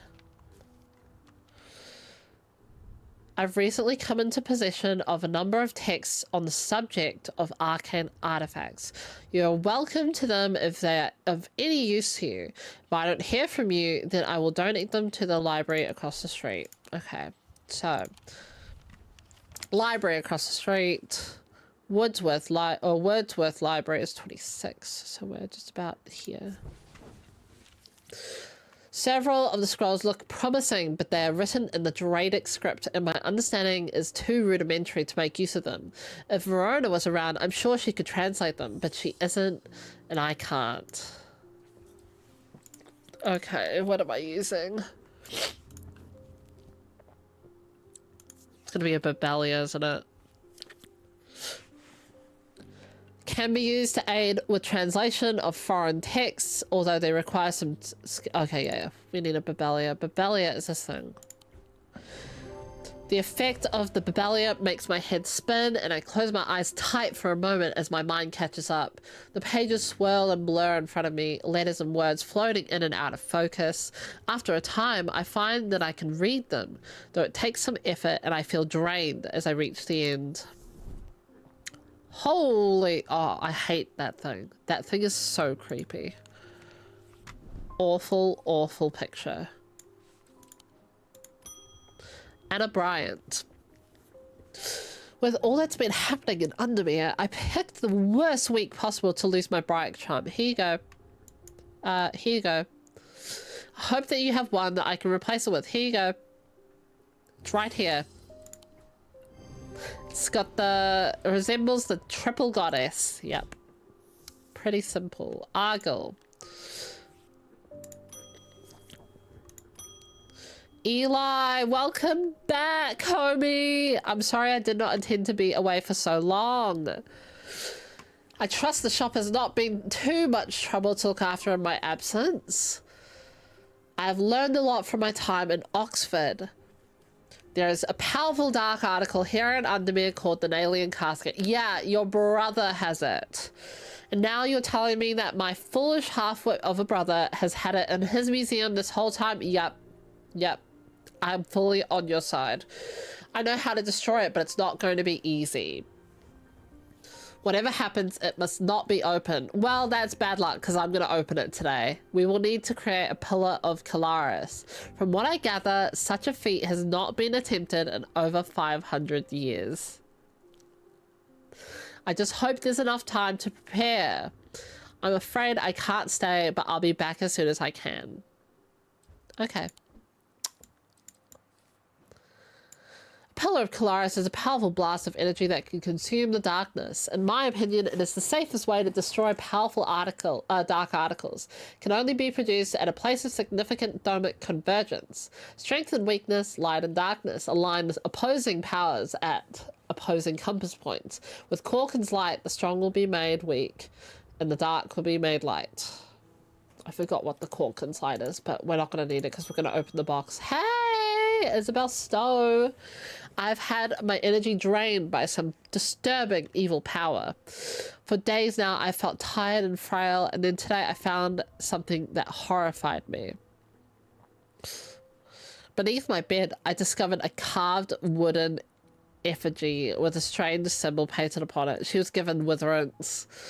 I don't know who has done this to me, but all I want for now is to lift this feeling of weakness. She needs fortinance. Here you go.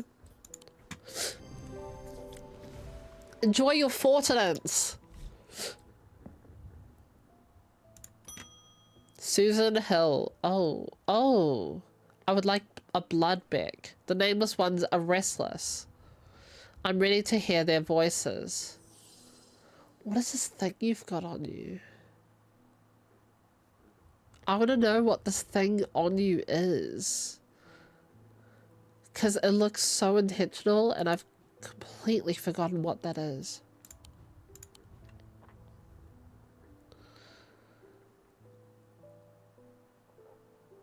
I'm assuming she is a follower of Corkin. Because Corkin is the goddess of snakes, no? Yeah. Yeah, this is her. The serpent goddess.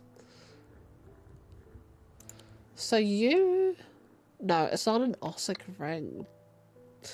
But I swear I've seen something... Oh! She's got an Amphizian talon! That's what she's got on. Wait, what is the Amphizian talon? I'm just curious. The League of the Amphizian Heart uses these items as part of its grim initiation rite. They worship the ancient nameless gods, communing with them via the broken path.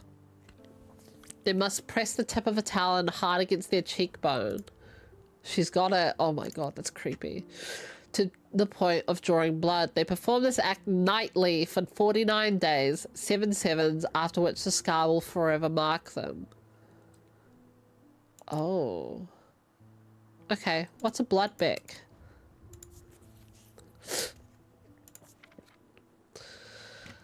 Could be used to commune with the dead, but is now widely believed that such a thing is not possible.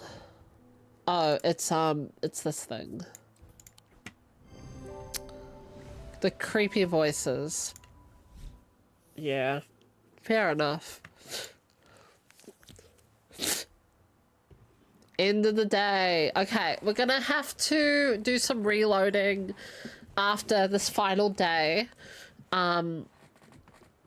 I think I want to do a time where we open it and then a time where we don't. Both having given Thaddeus the Lunima. So we'll see how that goes. Oh, we have to reload this. Oh no. Thaddeus runs along the dark corridor. Wait.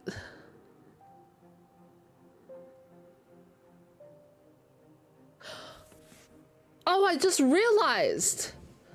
Wait, the priest that they said was dead. She's already, like, Audrey's already dead. How do I save her? I'm gonna have to cheat to look this up. Because I was waiting for her note to come in. So Audrey Bell, who is the red cloak lady, she's already dead. So we're gonna do the one with the Lunama first, I guess. Thaddeus runs along the dark corridor, his eyes wide with terror. He clutches the largest remaining shard of the shattered Lunama in his hand. He only has one thought in his head. He must not allow his pursuers to reach the casket. Oh, and he hasn't given us the casket this time. Oh, he must not allow his pursuers to reach the casket. He will draw them to the armory. It's his only hope. Oh my God, are we gonna kill Thaddeus? His heart sinks as he rounds the corner. No! 3 more black-eyed assailants are coming from the other direction. He's trapped. His final thoughts are consumed by fear. There's nothing stopping them now. The casket will be opened. It's all his fault.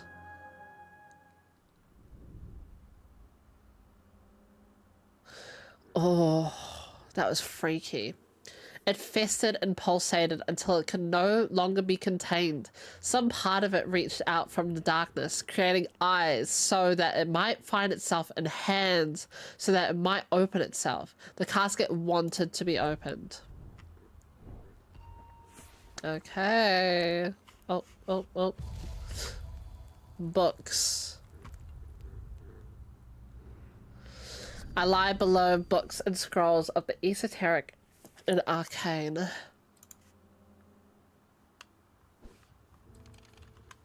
And we need to go. So there's the library.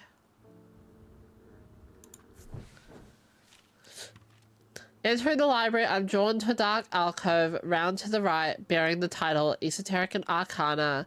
I'm sure there is so much to learn here, but sadly, a cursory glance is all I have time for today.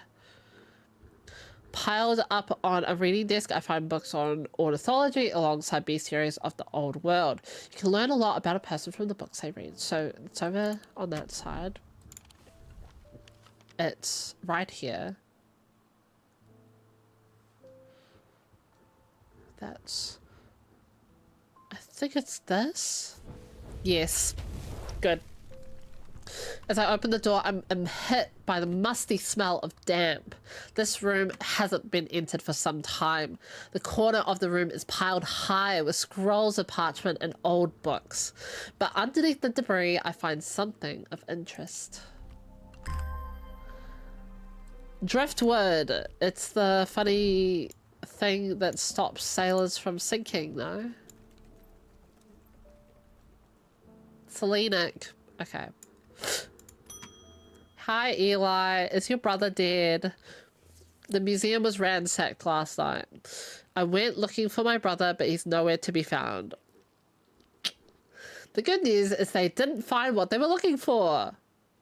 Oh! I moved the casket myself and hid it here in one of the Strange Antiquities vaults. Oh, but they're still going to come after us. It's safe for now, but we can't leave it here for long. I have more to prepare, but I've left instructions on how to access the vault in the desk drawer. Hey. Thanks. A candle that gives off no light. An anchor that has never touched the ocean. Where's my shadow anchor? Shadow anchor.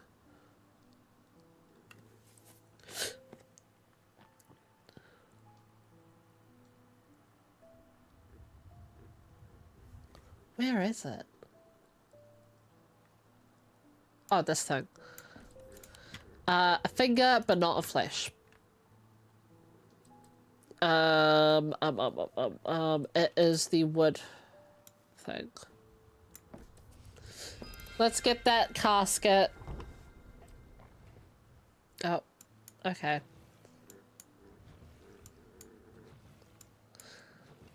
Okay. This one is 2 o'clock, 9 o'clock, and 7 o'clock. Creepy, creepy casket.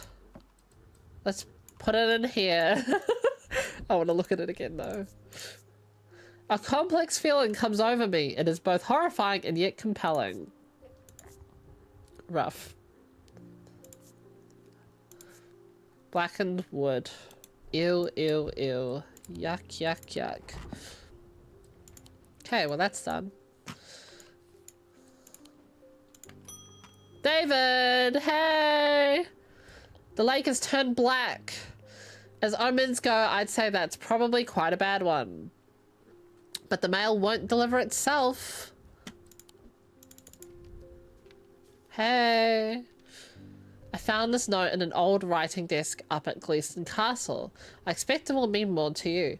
Fear in autumn, rising in winter. It feels all too prescient as we hurtle towards winter at a terrible, knowable fate. Okay. What is fear? Fear is 3 lines. Fear in what? Autumn. Oh. Rising in winter.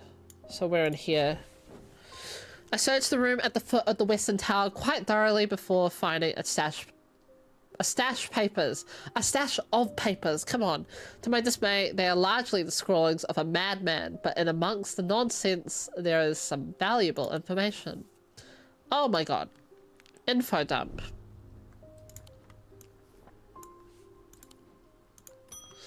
Eli!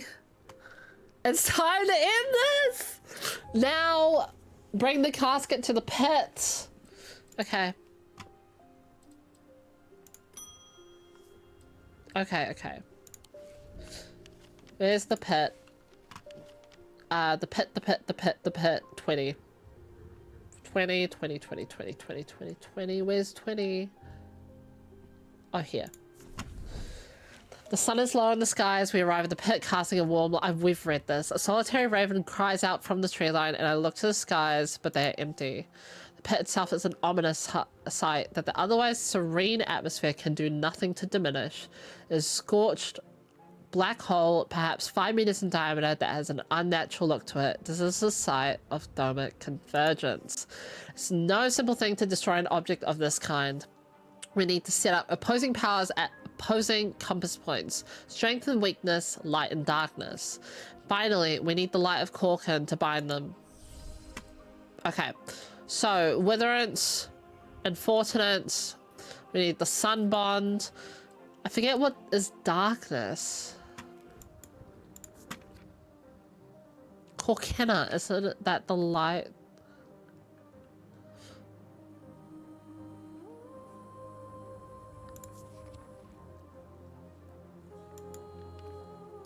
Light of Corkin. Despite appearances, these Noctic items have no connection to the League of the Ambizian Heart. They are objects of considerable power that can turn darkness to light, fear to joy.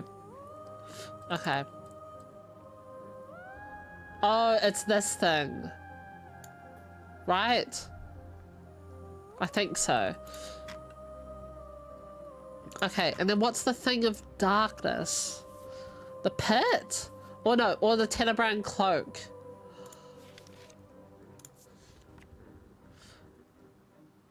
I think it's Tenebrand cloak. Come on! One of these items I'm not sure about.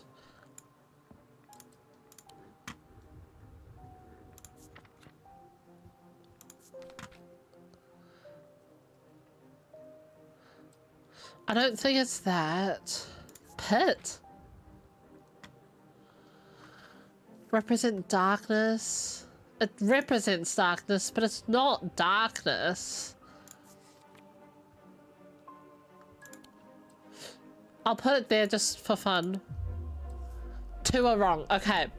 So, it is the Tenebrand cloak. This is wrong.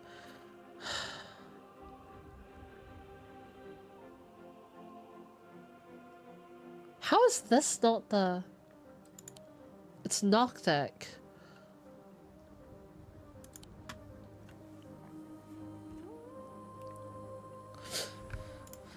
We're cheating. Light of Corkin. Oh, it's the freaking snake thing. I always forget the snake thing. Okay. Okay. Eli inspects my work. His face shows little emotion, but he seems satisfied. By now, the sun has finished setting, and only a hint of red afterglow remains in the darkening sky. The raven croaks his mournful cry once again, but this time there is a reply, and then another. I look up and see several dark shapes circling above. Quickly now, they're here. I spin around to follow Eli's gaze, and my pulse quickens as I look out across the field. A large group of shadowy figures is walking steadily towards us. We can't see their faces at this distance in the low light, but I'd be willing to bet that every one of them has pools of midnight for eyes. In the sky above, the ravens continue to grow in number, and their caws and cries get louder. I look down at the black object in my hands. Such a small thing, and yet its seductive power is impossible to ignore. It wants to be opened. Suddenly, it feels inevitable. The casket, now, but I'm not sure I want to give it to him. Oh.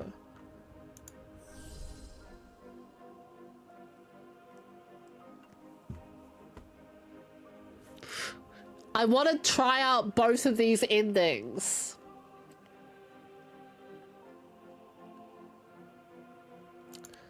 But we're doing the evil run first. Which means I want to give him the Wixic cord and I'm going to kill him again. Oh. Which one's the Wixic cord? Oh my god. Okay. I bring up the Wixic cord as the thaumaturge realizes what is happening. He lunges at me, but he is too slow. His body stiffens and falls to the ground. I'm surprisingly calm now that I've given in to the casket's dark power, but a raucous chorus of shrieks and cries breaks me from my reverie. The mob is upon me. Oh my god, am I gonna die? As I look out at the manic faces baying for blood, my gaze lands on one that is calmer than the others. I'm surprised to find that I recognize her. It's Verona Green, the occult scholar. Wait, it is over. Do you feel it? Wait, her eyes are back to normal. She holds up her hand and the group comes to a stop, all staring at me with their lifeless black eyes. I look at her without really seeing. My mind is filled with one thought only. Slowly savoring the moment, I reach down and open the clasp that holds the alien casket shut.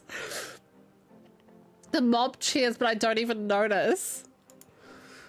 Time slows and the rushing roar of my own heartbeat fills my ears. But then suddenly something happens that drags me out of my trance. Suddenly my body tenses and with horror I find that I cannot move. Oh my god. Verona appears in front of me holding the Wixic cord, and at once I notice what I missed before. Her eyes aren't black like the others. At the same time, the rest of the mob realize what she is doing and they rush towards her, but she's anticipating this and moves quickly. She sprints over to the thaumaturge's frozen body and pries the light of Corkin from his stiff fingers. Verona! Without a hint of hesitation, she dives headfirst into the pit.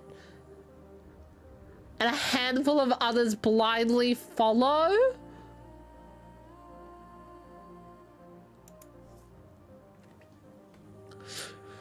A moment that lasts an eternity goes by, and then suddenly and terrifyingly, there is a rush and a roar, and a swirling vortex of blue-green light races up out of the pit. I see the casket riding the whirlwind up into the night sky, where it seems to hang for a moment, turning slowly in the air until, with a shrieking, splintering crash, it shatters, not splatters, into 1,000 pieces, and then there's nothing but smoke and the smell of ozone, and all is quiet.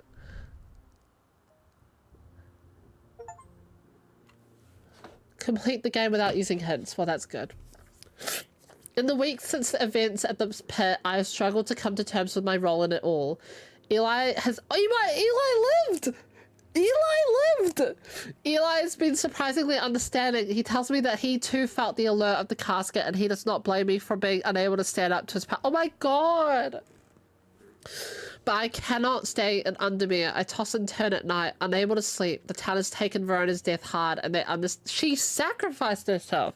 How did she come out of the trance? The town has taken Verona's death hard and they understandably hold me accountable. If it were not for her, the casket would have been opened, and who knows what devastation would have been unleashed. The one that hurts the most is Dr. Robertson. She will not even talk to me after what happened.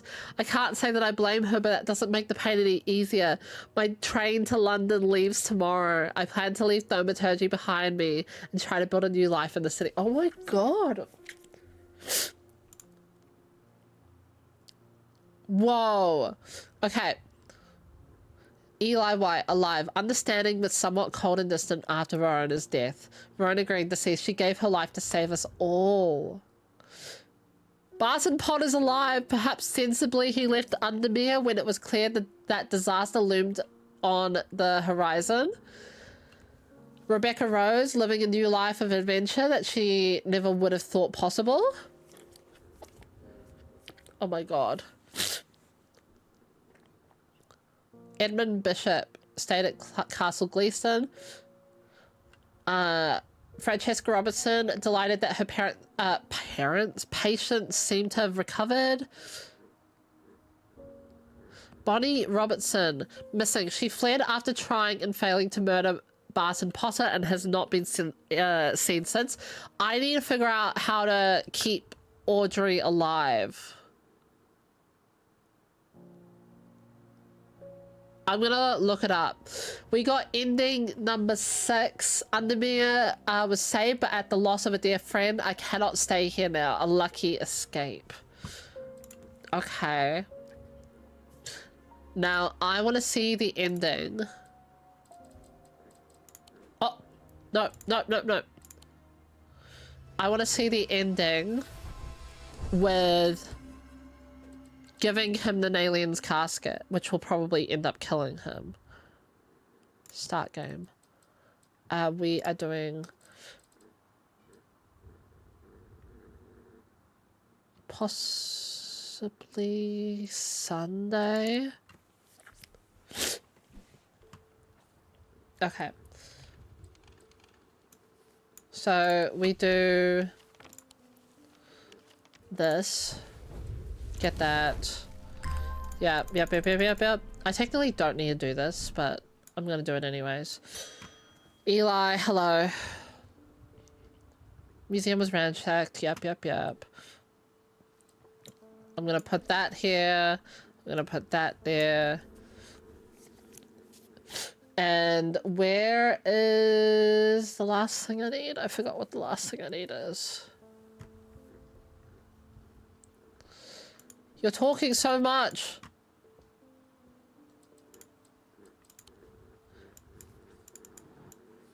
And finger that's not flesh. Right. It's the witch's finger.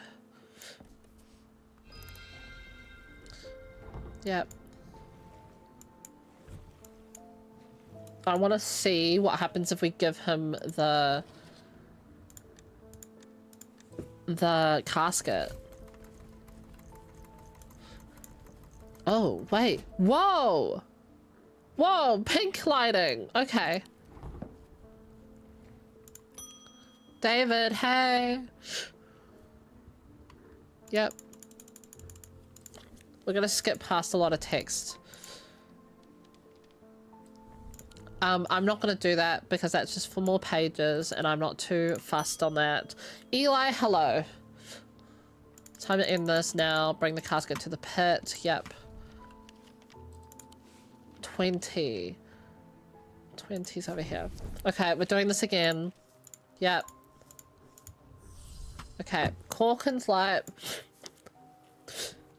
Fortunance, Witherance, Sunbeam, and Tenebrand Cloak. Yep. Okay, I'm giving him the casket. Okay, the wave of intoxicating power washes over me, but I hold strong against it. I hand over the casket and together we begin activating the items arranged around the pit, working as fast as we can. It still takes longer than we'd like, and when I look up again, the thaumaturge has fear in his eyes. We're too late. The mob is upon us. One of them grabs Eli and tries to wrestle the casket from his hands. I rush across to help him, but it's no use. They are all around us. The man tears the casket free and it clatters to the floor, skittering towards the edge of the pit before coming to the rest of this precipice. A grey-haired woman stoops to pick it up, and I'm surprised to find that I recognize her. It's Verona Green, the occult scholar. The mob cheers, but Verona turns toward me, and I'm no longer afraid. Her eyes are ringed with darkness, but they are not black. Back from the dead. How, though? She winks at me and throws the casket into the pit.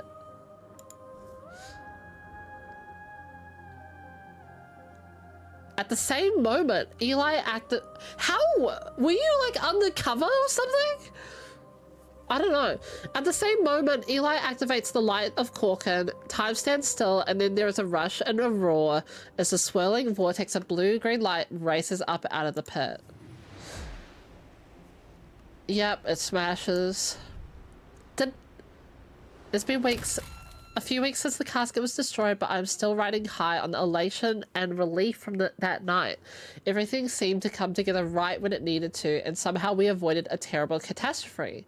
Those who were under the casket spell were released almost immediately. They remember nothing from their ordeal, but there seems to be no lingering ill effects, and Dr. Robertson says they have all made a full recovery. It is rare for Eli to express much emotion, but even he congratulated me on my strength and resolve in the face of such darkness. He too felt the allure of the casket and was worried that it would overwhelm me. He told me with a hint of pride that I would make a fine thaumaturge. That is sweet. Oh, ending 1! A catastrophe avoided. The casket has been destroyed and Undermere is safe again. Oh my god, Verona's alive! She found the strength to resist the casket. Okay. Proud of your abilities as a thaumaturge. Oh my god, I love Eli.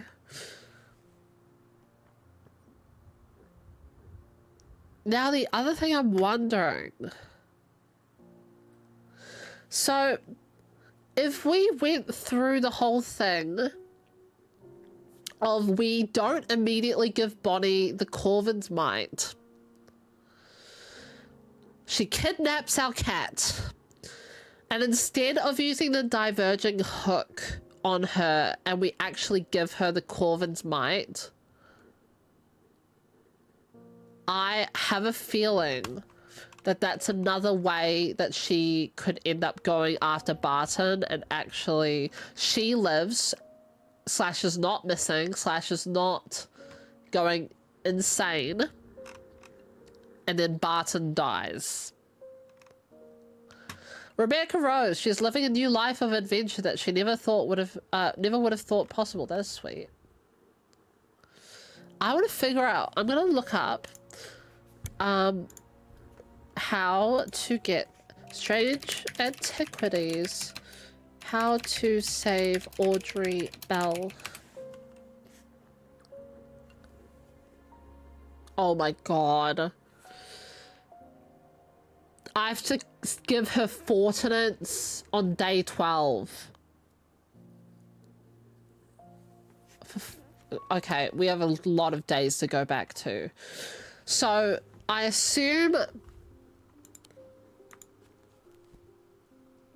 So I think I actually gave her something that makes her words really susceptible.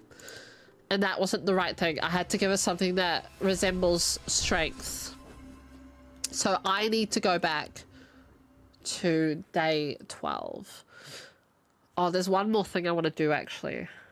So real quick, I want to go to day 18 on our first save, and I want to see what happens if we use the Wixit cord on Eli instead of giving him the casket then.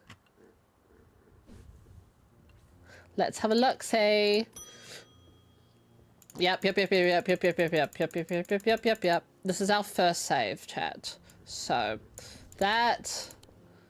Where's the tree? That... And... Where is the second thing? I've completely forgotten. Anchor that is not touched. Okay. The shadow. Anchor. Where is it? Everything is so different to the other save. Is it this? No.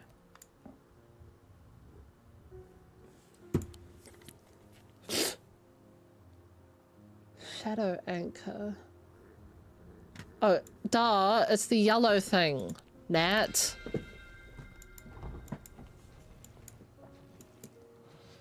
Okay, do that.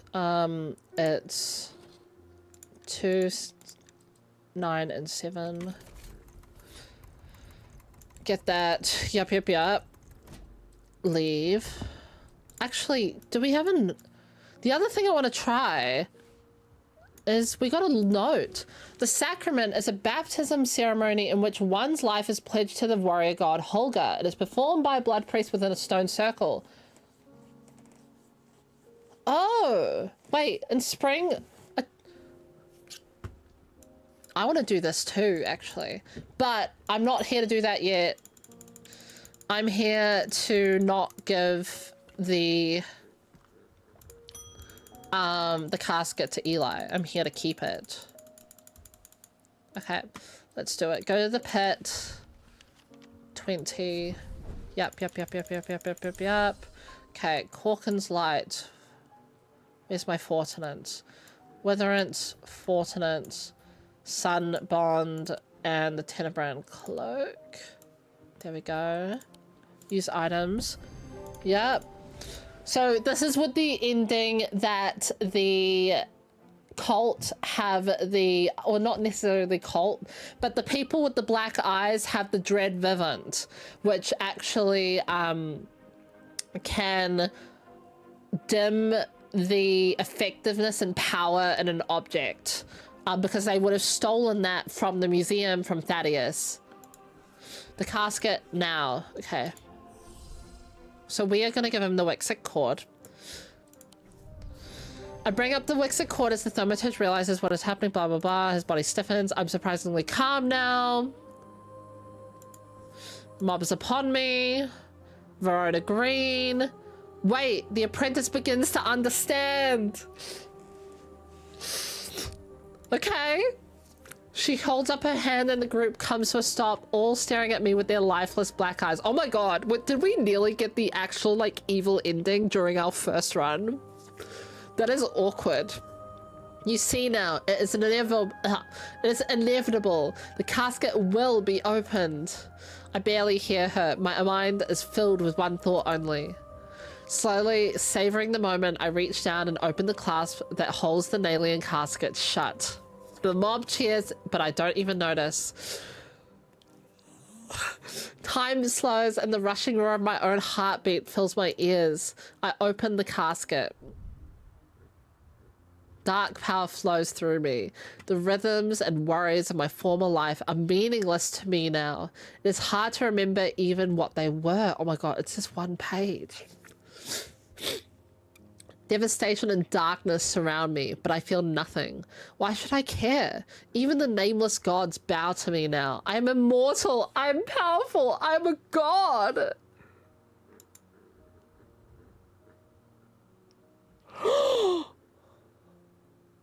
Oh my god.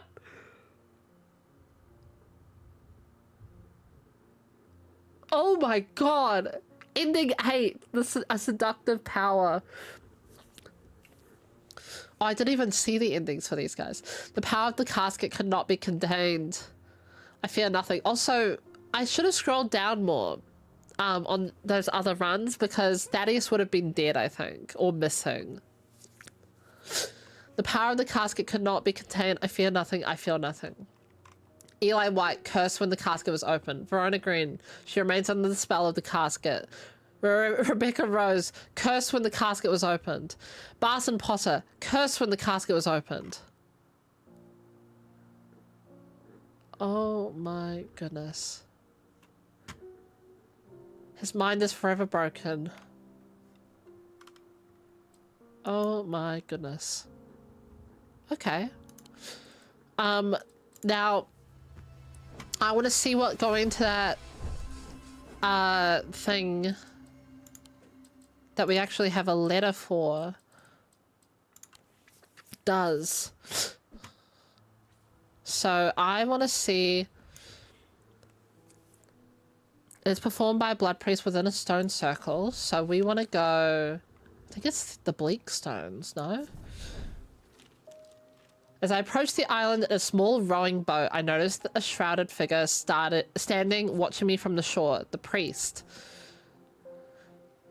Oh, she's lit by flickering orange torchlight, which deepens the red of her cloak and makes her look taller and more threatening somehow. For a brief moment, the dim lighting and a dark eyeshadow makes me think that she is one of them. But the flame flickers across the whites of her eyes as I get closer and the moment passes. Oh, she's alive! Oh my god, how did she die? Oh, I guess I didn't give her... Oh, I did everything opposite.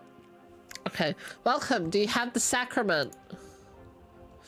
I nod and she helps steady the boat as I climb out. Together we walk slowly up the small beach in search of the bleak stones. A small ring made up of slabs of grey slate, the largest of which, the king's stone, is only waist height. It is not hard to find. Fear hits my gut as we get closer and I see something I had not expected. Spread out around the perimeter of the stones are dozens of the priest's followers, standing motionless, their heads bowed. This is creepy as shit. The casket will be opened, and when it is, we alone shall be spared Holger's wrath. I haven't got the casket yet, is the scary thing. Her followers let out a cheer that is more of a bloodthirsty roar. The priest gestures towards the 4 stone plinths arranged in a semicircle in the center of the ring slate. Arrange the sacrament while I prepare. Whoa. Okay. In winter, a totem of blue fire. So that is this. The Vestiger. In spring, a charm of green growth. I don't remember that. In summer, a pendant of the yellow sun. So that is the sun bond. In autumn, an instrument of the red knight. What? The red knight?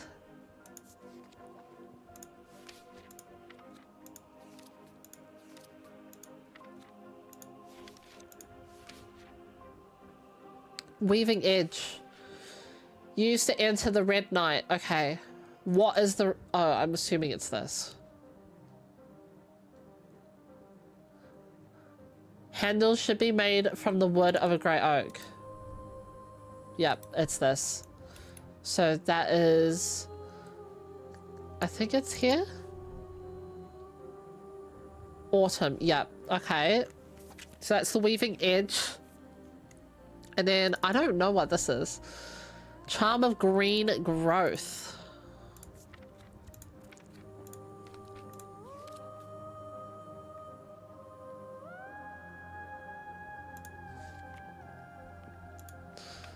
Of green growth.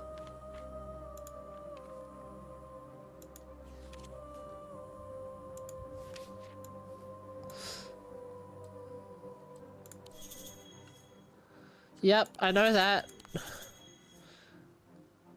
A charm of green of growth is the Scythian charm?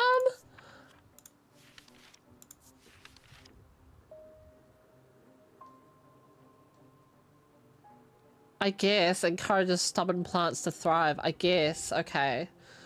It's been so long since like I've looked at one of them.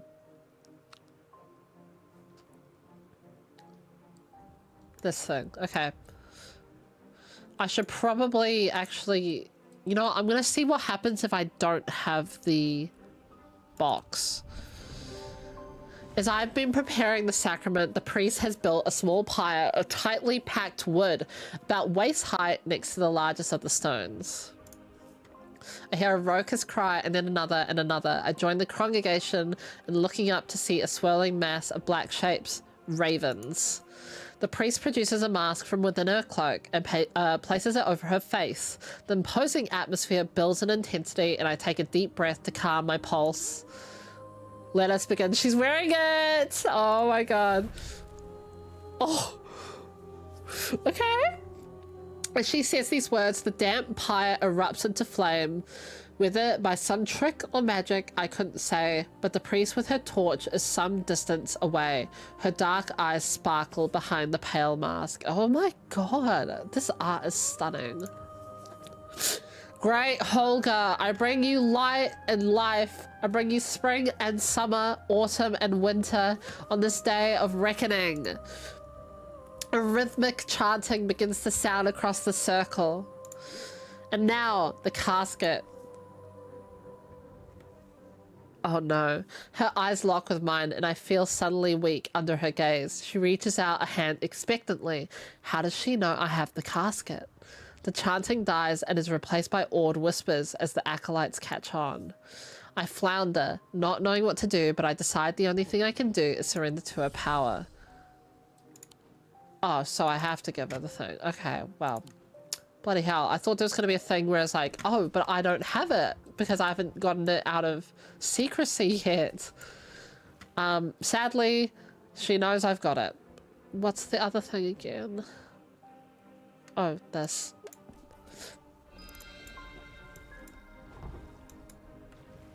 Okay, it is two da. Yeah, I've got it. I've got it. Hold your horses. Alien casket. I kneel and offer up the alien casket to the priest. I've waited a long time for this moment. Oh my god. She takes the casket from me and places it reverentially atop the king's stone. As she turns to face me, I feel a sudden chill down my spine. She's holding the weaving edge. Holger, I give you this gift of life that is not mine to give. Cold fear grips me as I realize how naive I have been. She didn't bring me here to be saved by Holger's protective embrace. She brought me here as a sacrifice. What else were we gonna expect, guys? Oh my god, she advances calmly towards me with the blade held at her side.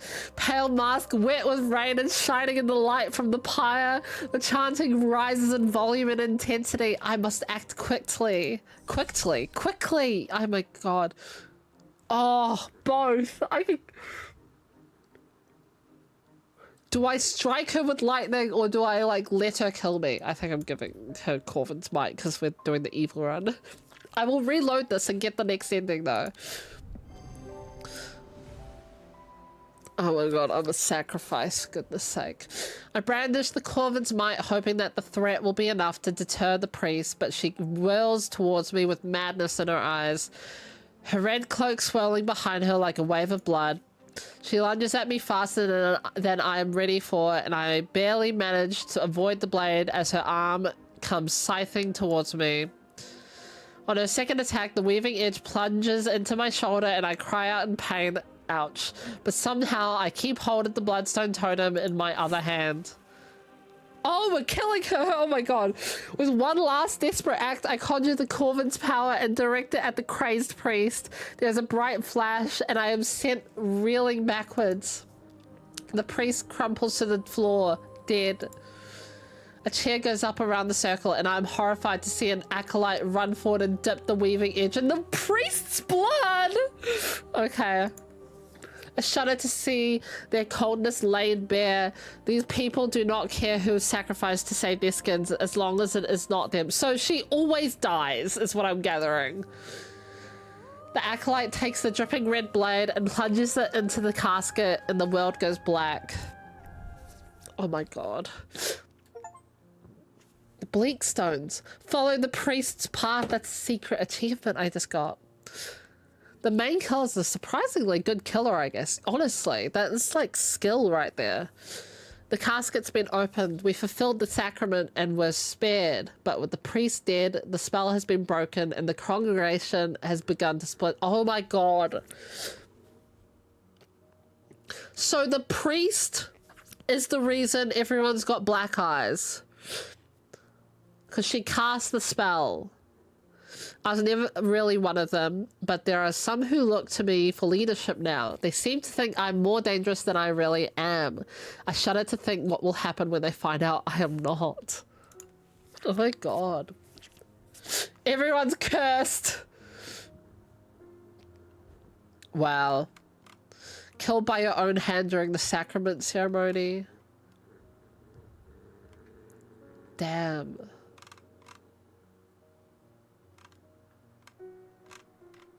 Holgar's Wrath. So this is ending 4. I put my trust in a serpent-tongued priest and a vengeful god. I must reap the consequences. Sheesh. Okay. I want to try the ending where we use the Cedric's Thunder. And then I'm not sure. I guess that's it after that, no? Sunday. Okay, so I might as well get it out preemptively. We're gonna need that, and Shadow Anchor.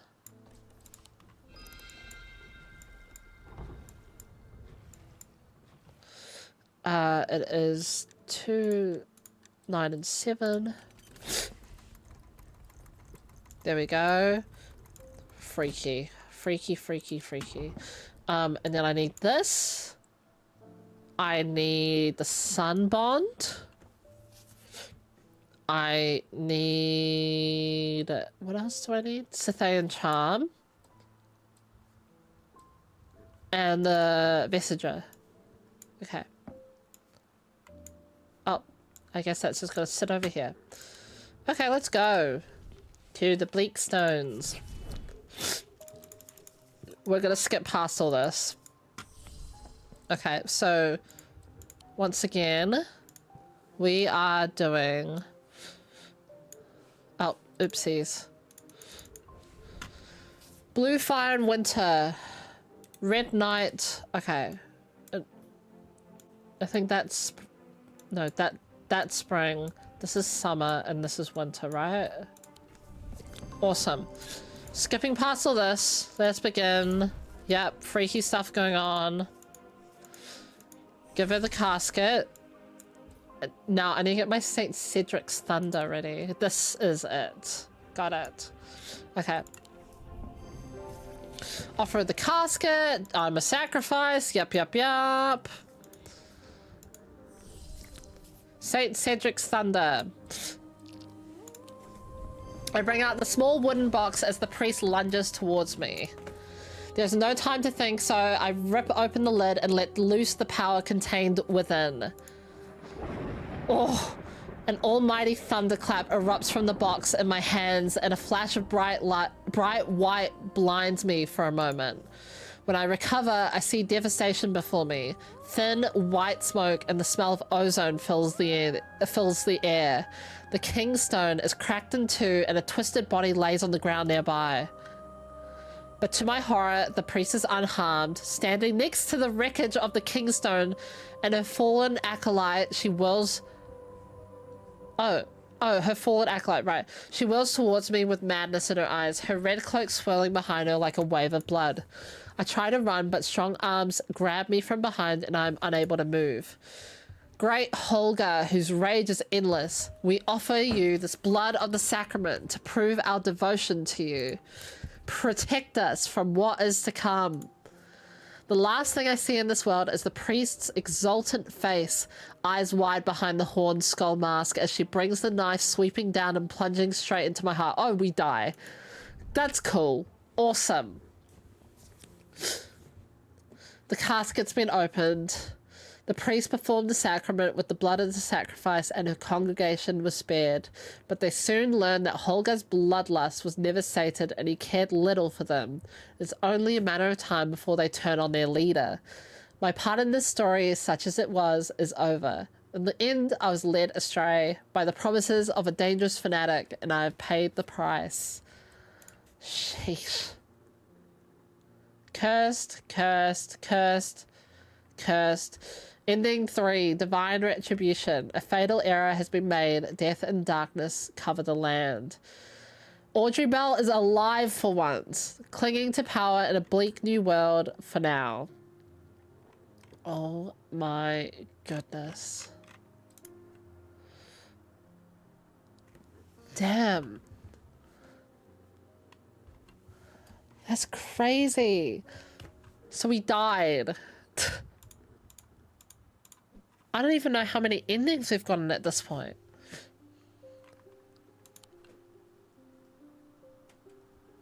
I'm trying to think. So I'm going to look up Strange Antiquities endings, because I think that's all we're going to go through for now, possibly. Yeah. Endings. There's 8 endings. We've done 8, we've done 1, we've done 3. Okay, wait, let me have a look. We've done Catastrophe Avoided, we've done Divine Retribution, we've done Holger's Wrath. We did A Lucky Escape, A Noble Death, and A Seductive Power. The only ones we're missing is Disturbed Sleep and In the Lap of the Gods. I mean, we might as well see how to do them.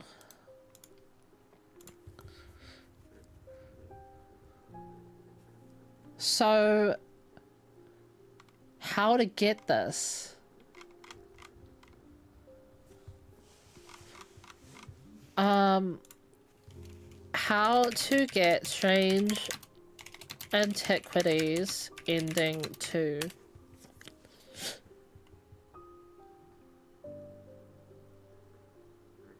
Oh, to get Barton's endings 2 and 5, give him the Babelia on day 13 and the Tormund's Bay. Okay. So what I want to do is I'm going to reload. We're going to try and get these final endings. Might as well get them all. Okay, start game. I think we're going to load our first save. We want to go a bit back. Babelia on day 13. So we want to come back all the way to here. Sheesh. Okay. Hi, James. I'm just going to skip past all your stuff. Ecumenical, that is the... We're going to try and rush through these days. So, we need to make sure he doesn't quit adventuring, I guess. David, hey! Hey! Thank you. I need to make sure I still do the puzzles. Oh, I need to do this. So I need to go here. Wandering Shroud. Yep. Cool. All that stuff. And then I want to do this. Paliance, Wandering Shroud. And then I want to do Sunbond over here. Okay, and then we get this. Oh, I guess this wasn't important, wasn't it?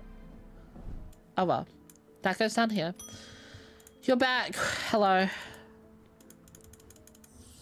Truth Conduit. What's the Truth Conduit again?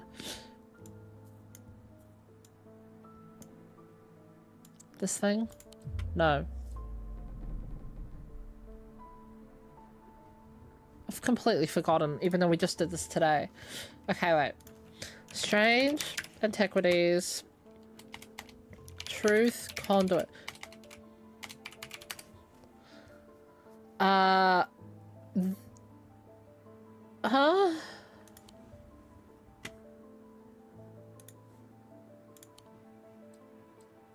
That's a diverging hook photo.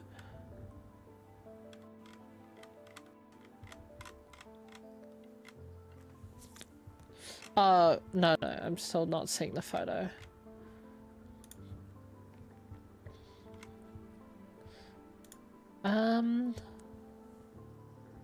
Oh, it's the funny little jingle thing. It's this. Good, good, good. So I think we actually gave Barton the pit both times and both saves. Evelyn Bennett, hello.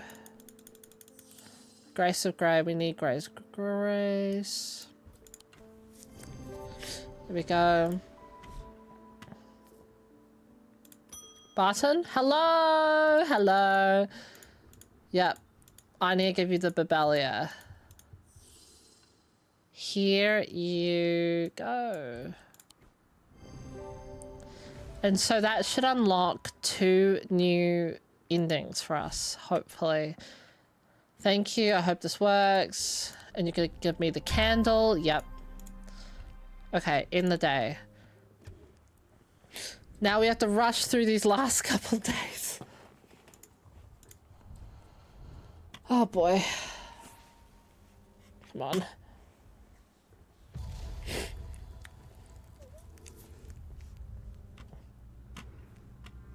Buried with the Knight of Thorns. We know where the Knight of Thorns is. The Knight of Thorns is this guy.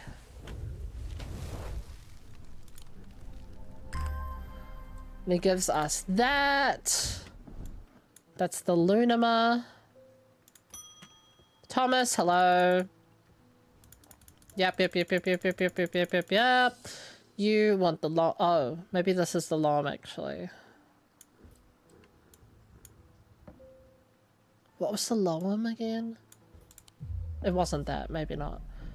Okay. Low M.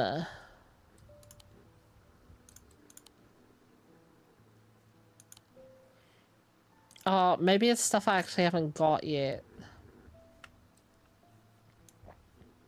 I'm marked by Jupiter. Okay. Jupiter is the funny little symbol there. This thing? No, it's this. Okay. Is that gonna give us this? No. That's gonna give us Corkin's Light.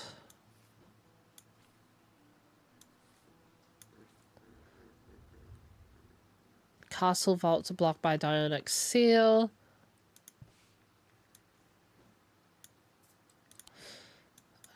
Okay, we want to go to the vault.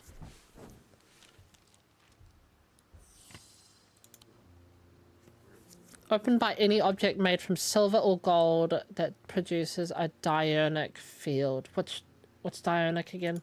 This top row. Silver or gold.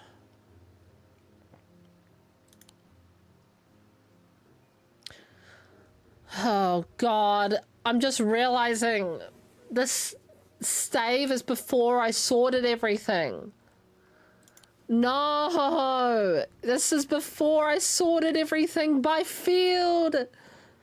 Oh, this is awful. Okay, we're gonna have to go through everything silver. Are you Selenic or you're definitely Selenic? Okay. Are you gold? Are you Dionic? You are Mantic, for goodness sake. This is gonna take a while. Are you Dionic? You are. Well, that was not long. Oh, good. The door slides open without a sound, blah, blah, blah, blah. Okay. Give me the thing. Oh, it gave us that. The Bishop Square, right. Okay. And then put those away. Mars in winter. Rising in summer. Mars is iron.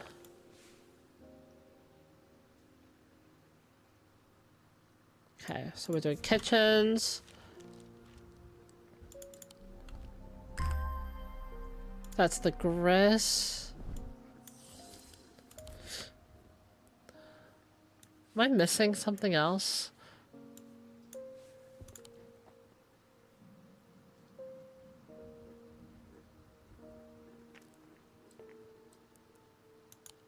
Where's my loam? Is it this thing? No, that's the Wixig.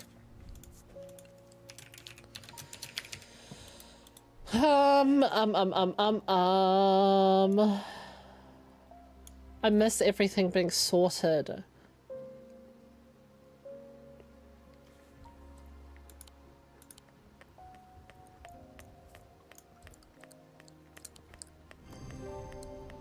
We got it.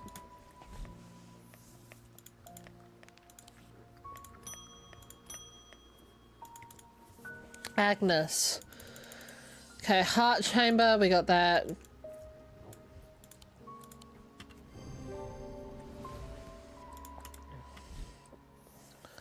Bright charm. Edmund.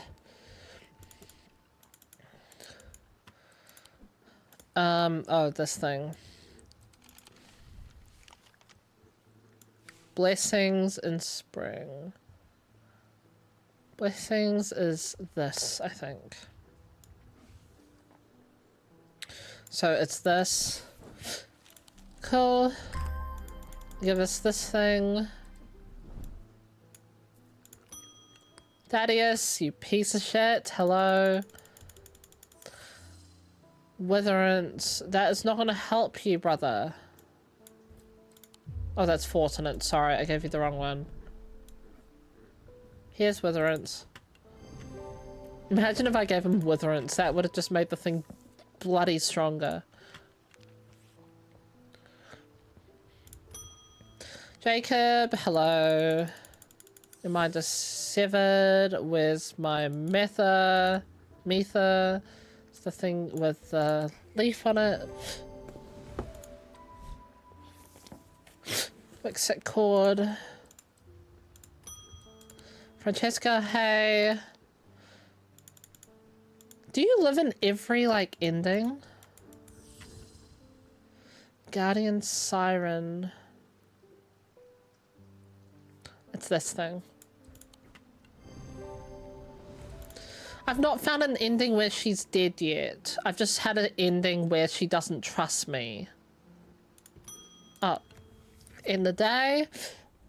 I'm trying to speed through this.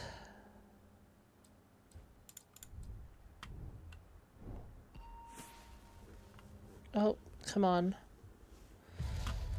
We know this one. Where the axe meets the tree. Okay. So that is this. Yep. You go up here. Simone, hello.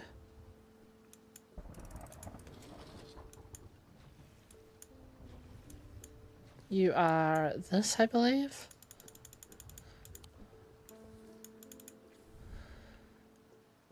Stone for dark purposes. Stone of death. Oh my god, this is gonna be really hard. Okay, so I'm pretty sure Eye of Sununos is definitely in the middle. So that. Individual.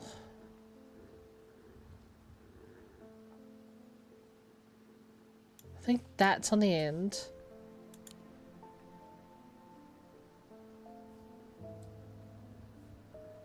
I think it's the Corvin's Might. Wherever I'm hiding it.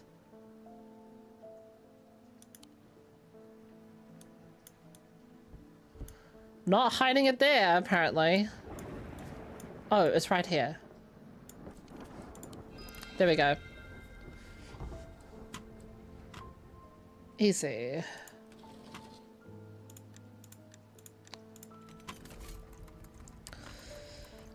Hello? We can leave now. Jacob's back. Metha, blah blah blah. Shadow anchor. Shadow anchor is this thing.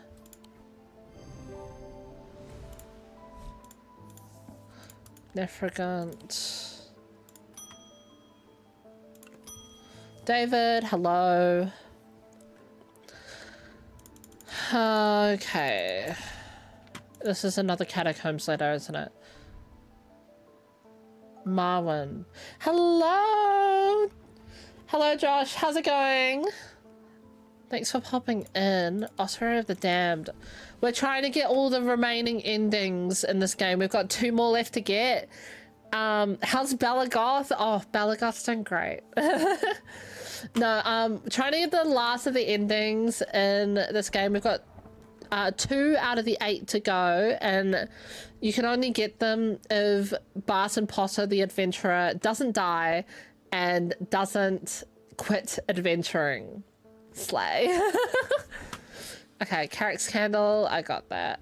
The only thing is that we had to reload a save a couple days back, so I'm trying to rush through the remaining days to get to the ending. You can go over here. Barton, hello.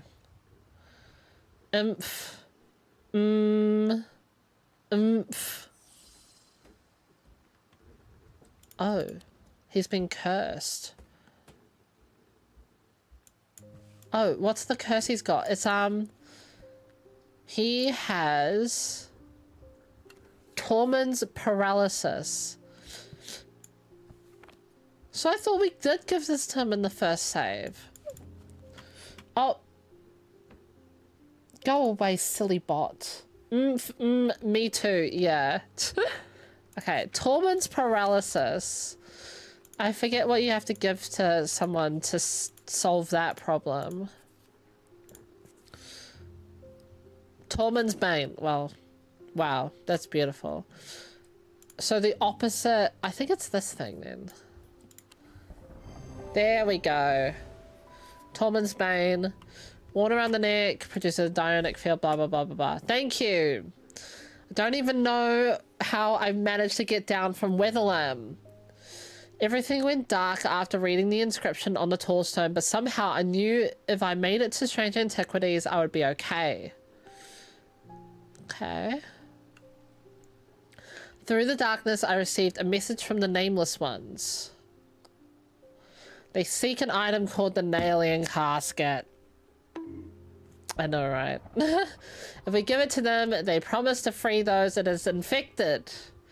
Don't think we have a choice. At least we can be certain of one thing. If they have the casket, they will not allow it to be opened. Okay. All they desire, all they value is power, and opening the casket would release all of its contained power. Interesting. Hey, creepy lady. We're just gonna speed on past your stuff.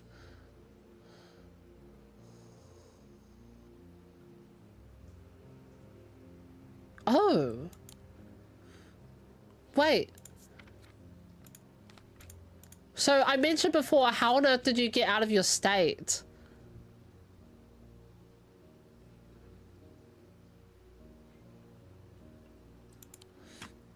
I gave her the Zephyrum.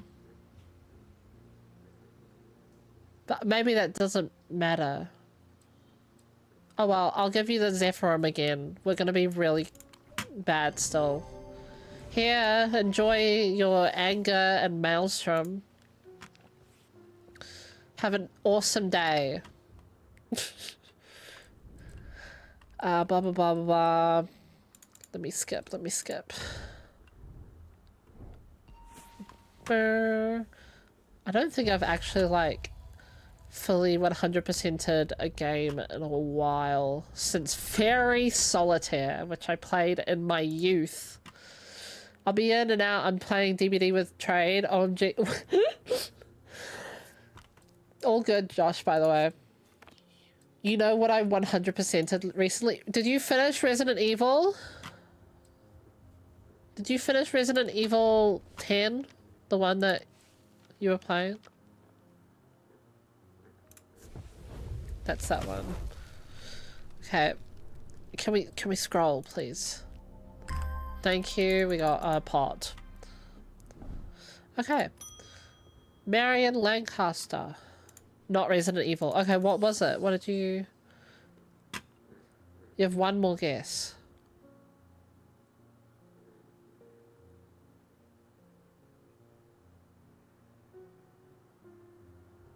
Subnautica. I feel like you would have done that on stream though, so maybe not. It's on my Steam profile. What are we supposed to do? Dox your Steam profile? Let me go have a look. Josh, I don't think I've got you on Steam. Do I? How don't I have you on Steam? That is so embarrassing. Wait, no, I do have you, because Raft. Wait, I have to go back to Raft. There you are. I don't know why you were hiding from me. How awkward. You've nearly 100%ed Dead by Daylight. Marvel Rivals. Oh my god. How did you... No, it says you've 100%ed it though. You've got all 49 achievements. I count that. Shall I tell you? Yeah, please tell. Oh, it was a while ago. Oh, last played on 30th of March. I see. Yeah, please break me from my sorrow. Stardew? You got the Junimo Rush achievement? Fuck that. That's hard. What was I doing? Oh, Nephrocunt. Quant. Oh, it's the witch hand. Here you go. Cool, cool, cool.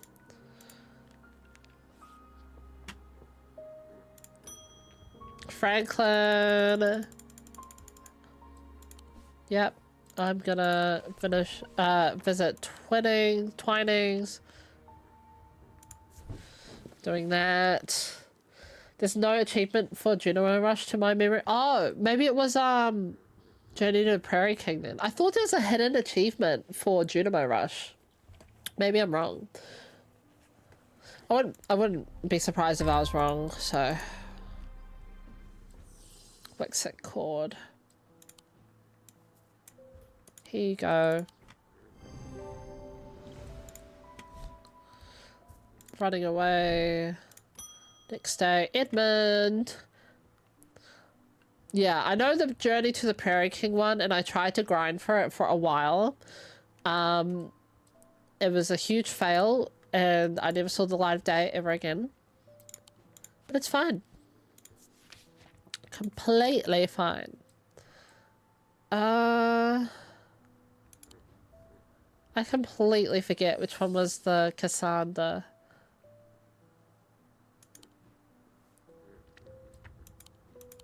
And they're not sorted, so there's no point in me like trying to go by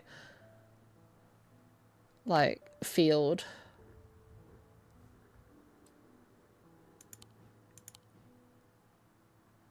I'm just gonna try and remember.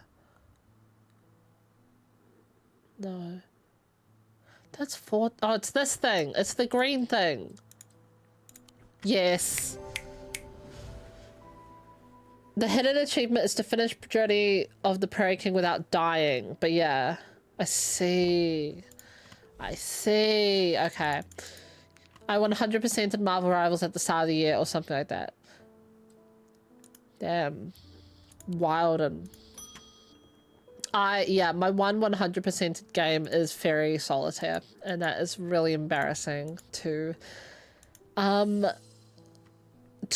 admit, but I've just admitted that now on stream, so that's fun. People can like laugh at me like 10 years from now going like, haha, one game that she's done all the way through with all the achievements is Fairy Solitaire. It's the vibe, the game's got good vibes, okay. What was actually harder to get was the fucking Dangerous Minds. Wait, what are the other achievements? Leopold. Oh, you want that thing. You want this. Cool. Thank you, Leopold. Good luck. Francesca, hello. They've escaped. Blah, blah, blah, blah, blah, blah, blah, blah, blah. Okay, cool. End the day. I think it's only... Oh... Yeah, I think it's only 2 days left. I think I'm still gonna give the Lunima to Thaddeus. Just because I think that's a better idea. Come on. For perfection, you need to have max hearts with everyone. Yeah, I would do that. Does that include marriage or no? Is it just max as much as you can get? But you can still only reach max hearts with the person you're married to?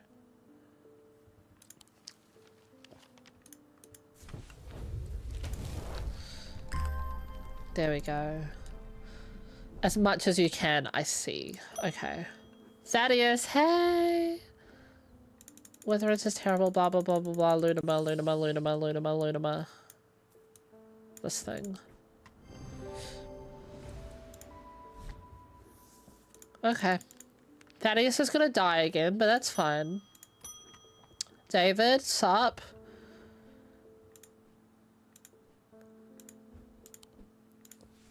What is this? Let's snooze again. Okay. Anna Bryant. Normal townies 10 hearts, marriage candidates it's 8. Wait, what? Oh. So spouse Chromis, it's 14 hearts because you need the star drop. Wait, I'm confused. Do you want to cheat on your partner that you're married to in the game and get max hearts with the others without getting caught cheating? Bright charm. No. Okay. Resembles this triple goddess. Eli, hello. Max heart with the others is 8. Oh, I've not played Stardew in a while. I need to go back. Blah, blah, blah, blah. Nalen's casket. Ritual that we're probably not going to do. Fortinance, you need this.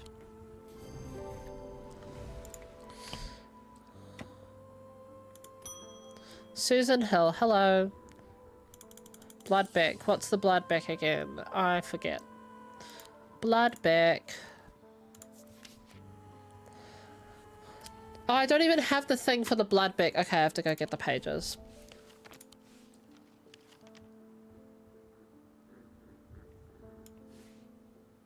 Oh. Library is library 26, so we're here. Okay. Huh? Oh, I need a Babelio. Cool. And there's Bloodbeck. Okay. Bloodbeck. Is it? There it is. I had to turn the page a bit. Oh, it's the thing that you can hear creepy voices from. This Let's listen to it before we hand it over.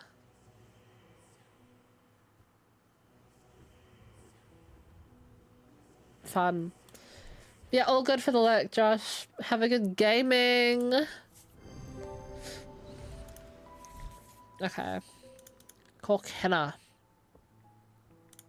Oh, and Dave. Okay. So, yeah, Thaddeus dies. We know this part. We've seen this part. We've seen Thaddeus die. It's fine. It's completely okay. Oh, come on. Books. I don't think we're gonna need this, are we? We'll try. See what we... Okay, let's try and get this ending! Hey, Eli. Yep, so we need that, that, and that. Oh.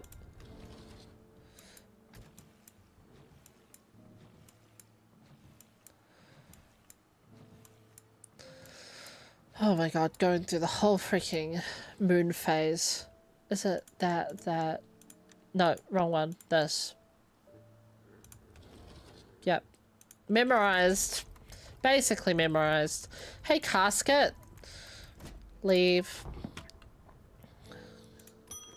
David, hey! Legs turn black. Yep.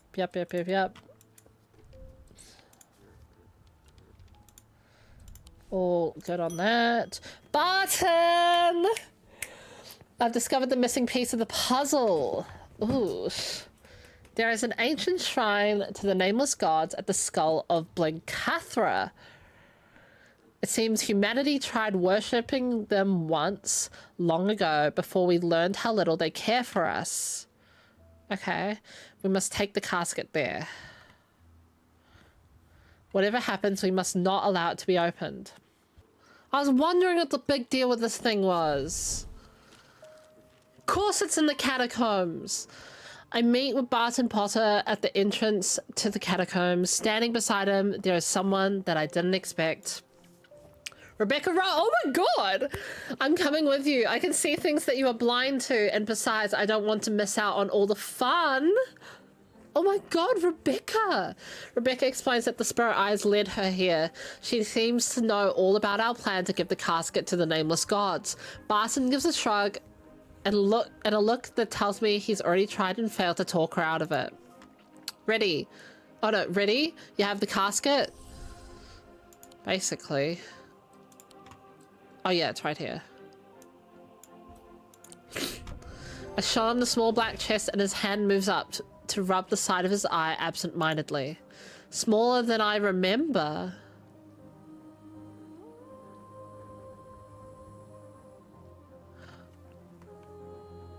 Oh my god. How did I not put it together before? This guy's the guy that gave the casket to Thaddeus in the first place. Oh my god. We begin our descent into the depths, down twisting tunnels and past silent tombs. It's hard going and we pass the time deep in thought, only speaking when we need to consult the map. Finally, we come to a large cavern. Illuminated by our flickering torches is the giant skull of some long dead beast, huge and terrifying and ominous. The skull of Blencathra. It's too big to have found its way through the tight tunnels, so it is not clear how it got here, but we don't have time to ponder that now. It soon becomes apparent that our journey has only just begun. The skull marks the entrance to a new system of tunnels, ones that are not marked on our map. We trudge onwards, deeper into the earth, trying not to think about the pressing weight of rock above our heads. Stop! He says it so abruptly that I nearly drop the torch in panic. Then I see it. A terrifying chasm in the path ahead. By some trick of the shadows and with my mind, elsewhere I'd come close to stepping out into nothing.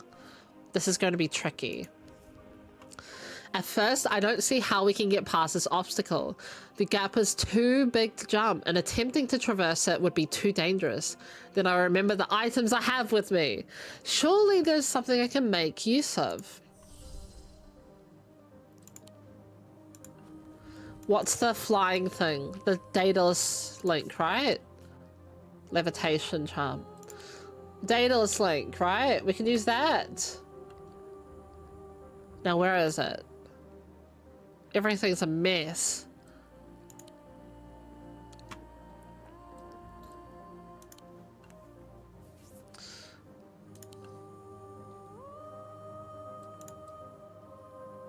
Where is my Daedalus link? Is it like amongst all this stuff here? Surely not.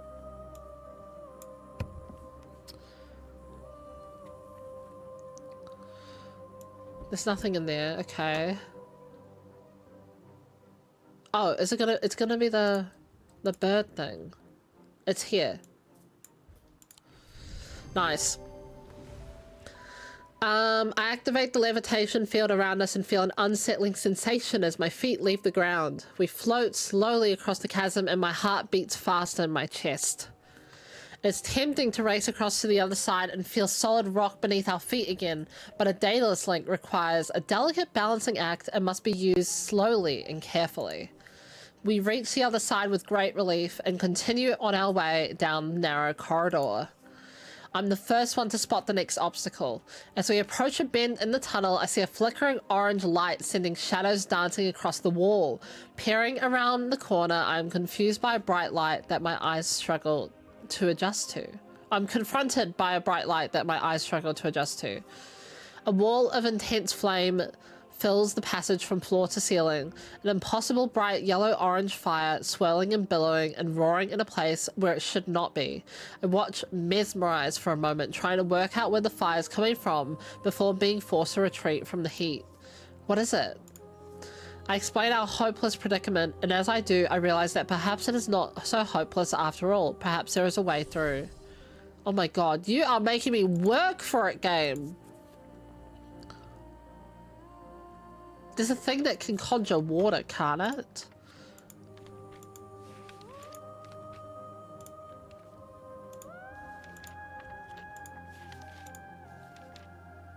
Water? Water's shadow? No, that's not what I'm looking for.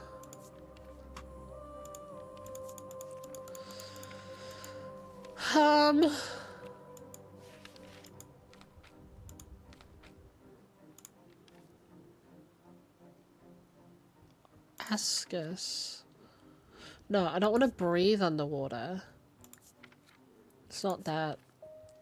Not that. Not. I don't think it's the Ambra. No.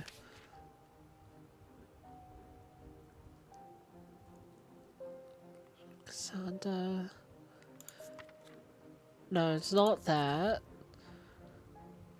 Alvastone. No, it's not the Folium. What is it? There's a thing that conjures water up, doesn't it?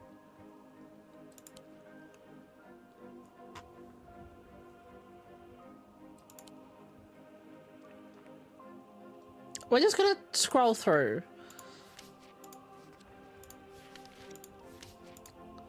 Hunter's Boon, Lamb's Siphon. No.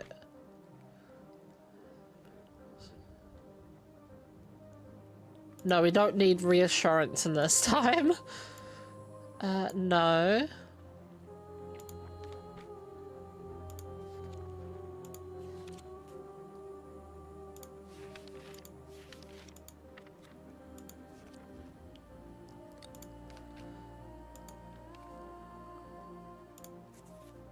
Shadow Hold, no.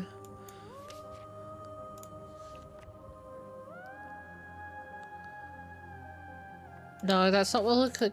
That's not what we're looking for. Not growth.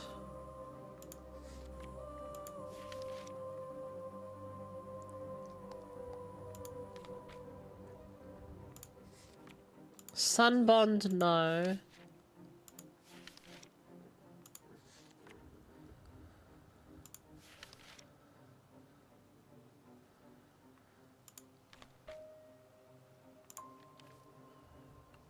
No, not that.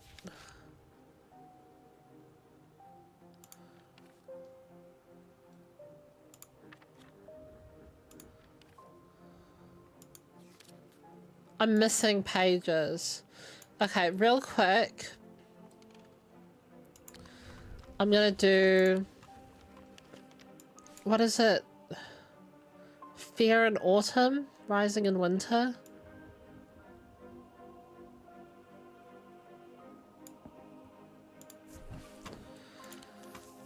Pages. And that's it. That's the page I'm looking for. Wait. That's what I want. What did we just find? Not pit. Was it Manus? These are lighter than an Evercant. Conjure precious water from the cool night air. Okay. Okay. It's lighter than the Evercant. Where's my Evercant? Oh my god, everything is everywhere. Okay, that's my Evercant. By half. How light is my Evercant? So it's gonna be half. Okay, we need something that is half a pound. Exactly.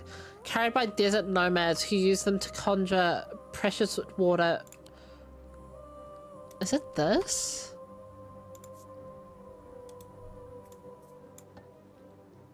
I don't think so.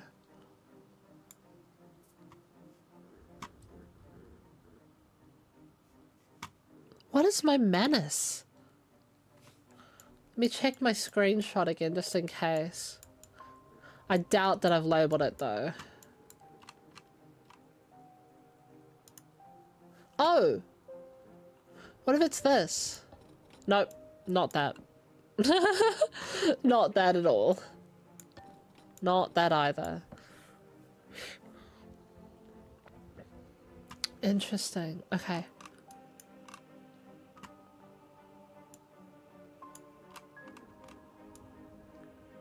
That's the Valiant. Okay, I've not... Oh, wait! What if it's this? Maybe? Fuck. I'm just gonna use a hint. Oh, that can protect against fire. We're not even trying to put it out with water. We need the Siren Ward. Never mind.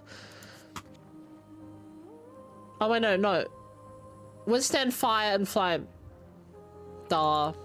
I should have thought about that. Okay, here. Safely on the other side of the fire-filled tunnel, the passageway begins to widen and soon it opens into a vast cavern. Ancient stalagmites reach up towards delicate stalactites that spear down from the ceiling far above. It is strangely warm, perhaps heated by the same unnatural fire that we have just come through. In its center sits a dark pool. Its black depths are featureless, the flickering torchlight offering no reflection upon its surface. Blencathra's Basin. This whole place is alive with swirling shadows. We should not stay here. Let's make the offering and go. I bring out the casket and gaze upon its intricate surface for a moment. It is a horrible thing, isn't it? Be careful with it and do not open it. We wait, none of us sure of how to proceed. Rebecca seems to be expecting something to happen, so we wait in silence. I try to keep my thoughts from drifting to the casket. What does it contain? Maybe I should open it and find out. They're not coming. We're going to have to call the nameless ones to us. I hope you know how, because I'm afraid I have no idea. I begin to say that I'm equally lost, but then the flickering torch in my hand reminds me of something. There is a way. What am I giving? Oh my god, this is giving me so much stuff. Nameless gods. Terrifying stuff here. Okay, I'm gonna close that. Okay, nameless gods. The blood pick?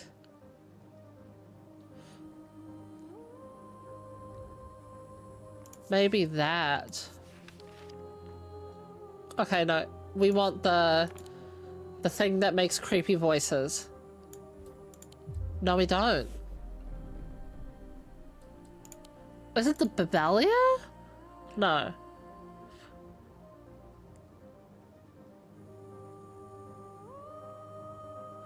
No, that's not what we're looking for.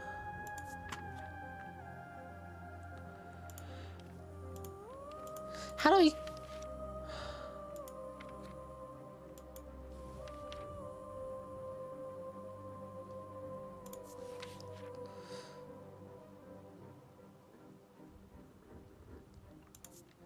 I'm really stuck on this one. Heart chamber. Whoa. There's a vast skull in the catacombs said to be that of the beast Blencathra. Holgar's followers believe that when he slew it, he trapped its soul along with its power in an item known as the Wrath Chamber. They have morphed over time into a way to keep the... It can't be that.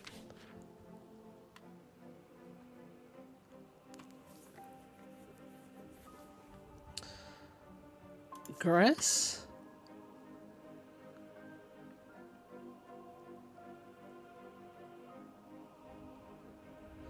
No.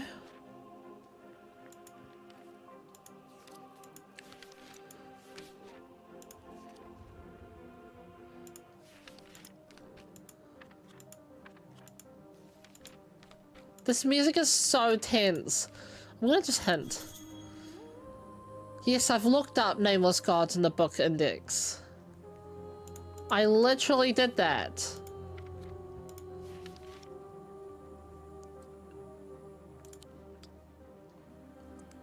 This thing is the blood bag.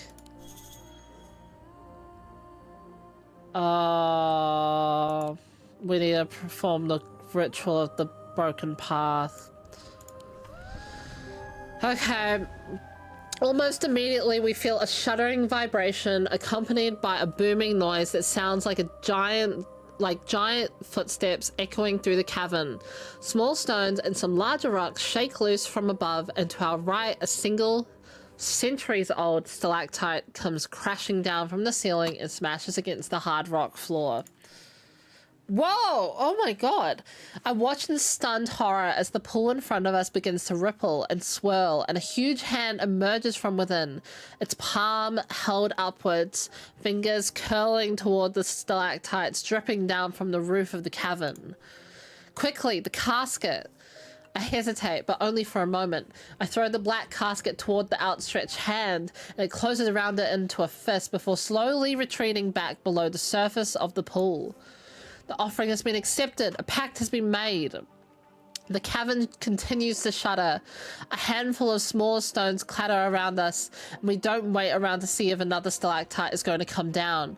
But the danger seems to be over, and the vibrations become softer and more distant. I feel strangely elated, shivering with excitement as we leave the warm cavern. I glance. I did not click that many times. Follow the relic hunter's path. Did anyone read that last bit? Okay.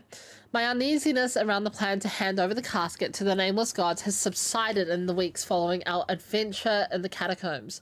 I had a conversation with Dr. Robertson yesterday, and she seemed to be confident that her patients have now all made a full recovery. They remember nothing from their ordeal, but there seem to be no lingering ill effects.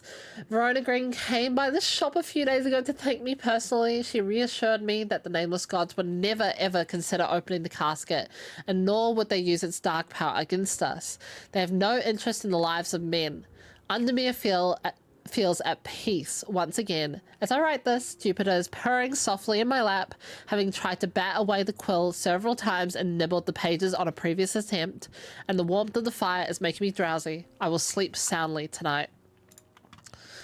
Okay, ending 5. In the lap of the gods. The nameless gods have their casket. Our fate is in their hands. Verona Green's alive, safe from the casket's power. Eli's alive, proud of your resourcefulness in resolving the situation. Bless Rebecca.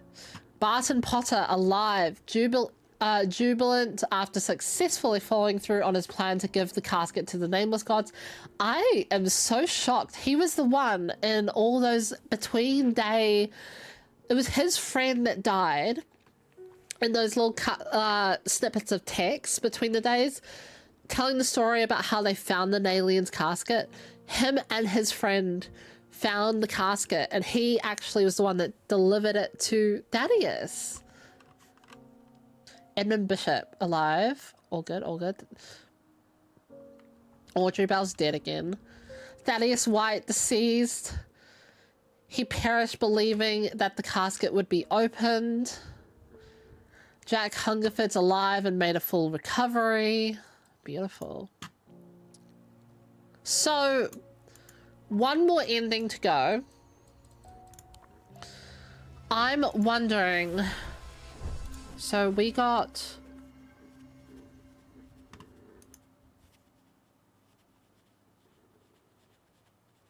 the lap of the gods. So... I'm assuming that I need to give the Dread Vivant to Thaddeus. Okay, one more load and then that's it.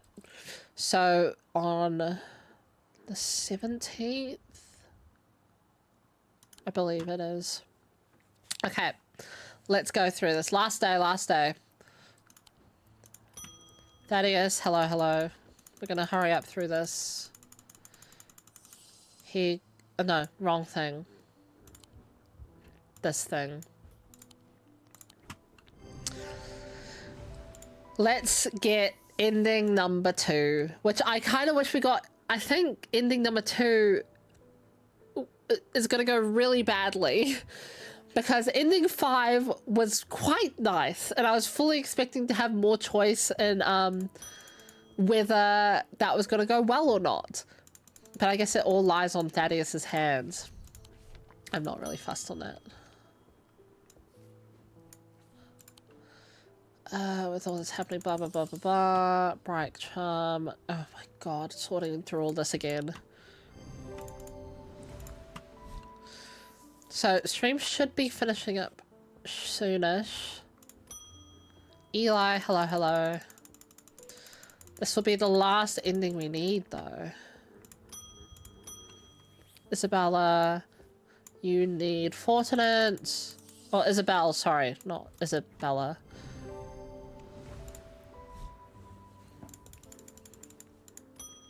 Susan, you want the Bloodbeck, which is this. Cool. I think that's Corkina, by the way. Thaddeus, hello. I went to move the casket, but it's gone. What do we do? I heard Eli's back in town. Yep. We've seen all this. Oh god, what do we do? Okay. I have a bad feeling about this. Let's do this final save.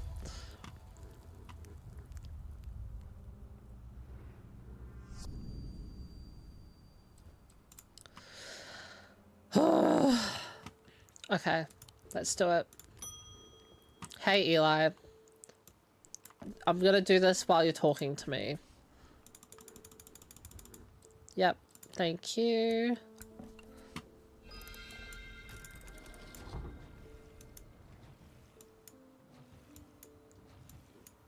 Actually, I don't even need to do this. It's just that, and that. I remember. I've done it so many times now. Naylin's casket. Yippee. Woohoo. Okay, leave. David, go home. Save yourself. Okay. I don't even need to open that. Barton, hello. Yep. Okay. We're exploring. We have read all this, so Rebecca's here. Naylin casket. Oh, come on, let me get it. No, let me get the casket. There we go. Okay. We need the Daedalus. Link. Cool. Oh. Siren Ward.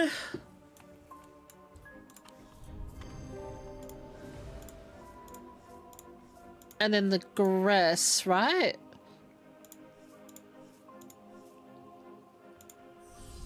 The Gris. Almost immediately we feel the blah, blah, blah. Yep. Quickly the casket.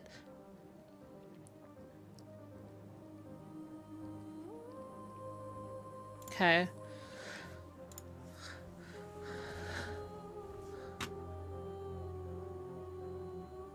I feel strangely elated. I glance back one last time at the black pool. Its surface is still.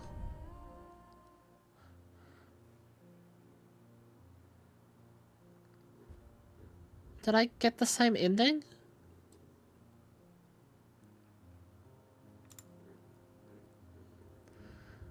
How? How do I... Okay. How do I get ending number 2? Ending 2. Disturbed sleep.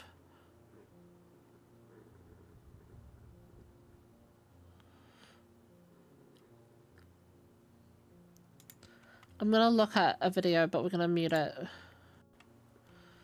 Okay. Oh my god. I can't get this ending. I'm gonna have to do this off camera. So, the ending requires you to have given Rebecca Rose the Aries remnant so that she has synesthesia. What's it called? Synesthesia. Yeah. Instead of having given her the spirit eye. That is annoying. Actually, I could theoretically do this. And you know what? What I might do is I'm going to load that other save.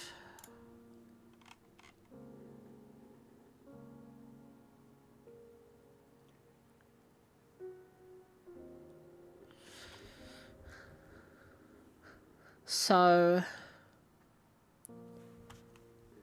I need to make sure I don't kill Potter. I mean, yeah, Potter. How to not kill Barton Potter. Strange Antiquities.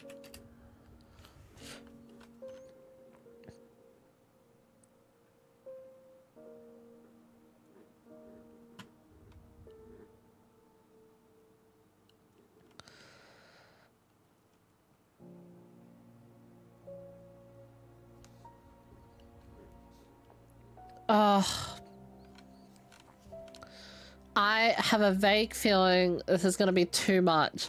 I don't know.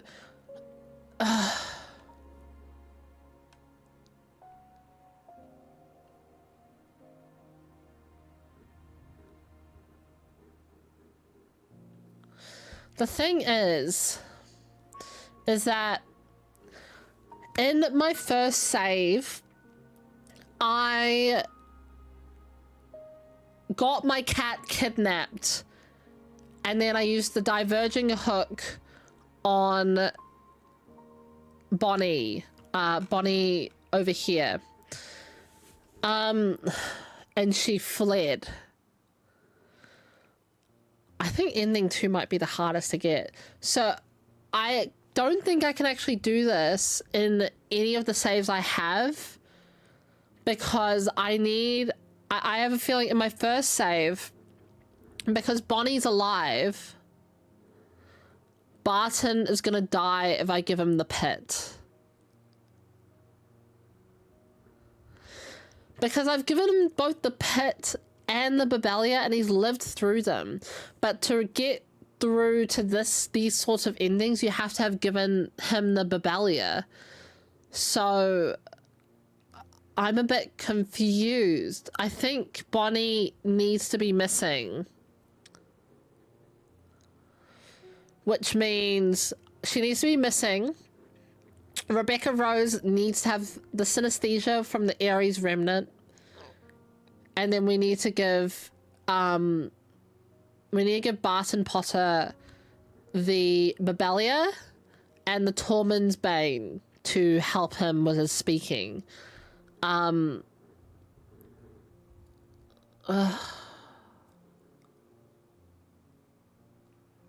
So, I don't know if I can get this ending. I think it's a bit tough. So, unfortunately, I think this is where I'm going to have to end it off for today. If you want to go watch what happens in ending 2, I will probably do my own save off stream just so I can have gotten all 8 endings, because that's going to bug me if I have 7 out of the 8. But yeah, if you want to see the second ending, it is ending 2, Disturbed Sleep, I believe is what it's called. I believe there'll be like probably a playthrough on YouTube where someone gets the ending. Just look up Strange Antiquities on YouTube, honestly. There's a bunch of other people that also have played this game. It's an amazing game. I love it to pieces. So go check that out if you are interested. I don't know what happens in the ending. I'm just getting bad vibes from it. But in all honesty, I'm really happy that on stream our final ending that we have gotten is in the Lap of the Gods, because this seems like the best outcome. No one's cursed. The casket hasn't been opened. Rebecca's having a great time being an adventurer. Barton's alive and is still an adventurer. Eli's alive. Verona's saved. Feels like, honestly, it feels like the best ending for everyone. Even Thaddeus is alive here. Like, we got he's just having a bad time, but he's alive. Like, this is possibly the best outcome we could have gotten in this game. But yeah, I am absolutely in love with this game. To replace this game on stream, we will be playing maybe 1 or 2 streams a day, everything. And then after that, as I said, we are going to be going and playing the predecessor to this game, Strange Horticulture, which absolutely has my heart as well. I played that first, and that is the entire reason why I immediately bought this game when it came out, and then was waiting to play it on stream because I figured it would be amazing for you guys. So I've only got one ending, as I've mentioned, on Strange Horticulture, but I believe it's also 8 endings on there. So we're going to try and get all of those. We're going to try... I don't remember anything from that game. I have not played it since 2022. So it's almost going to be blind. I will say there are some characters that will be coming back to visit, because some of these characters are reoccurring characters. I'm pretty sure Verona Green is one. So we've got that to look forward to.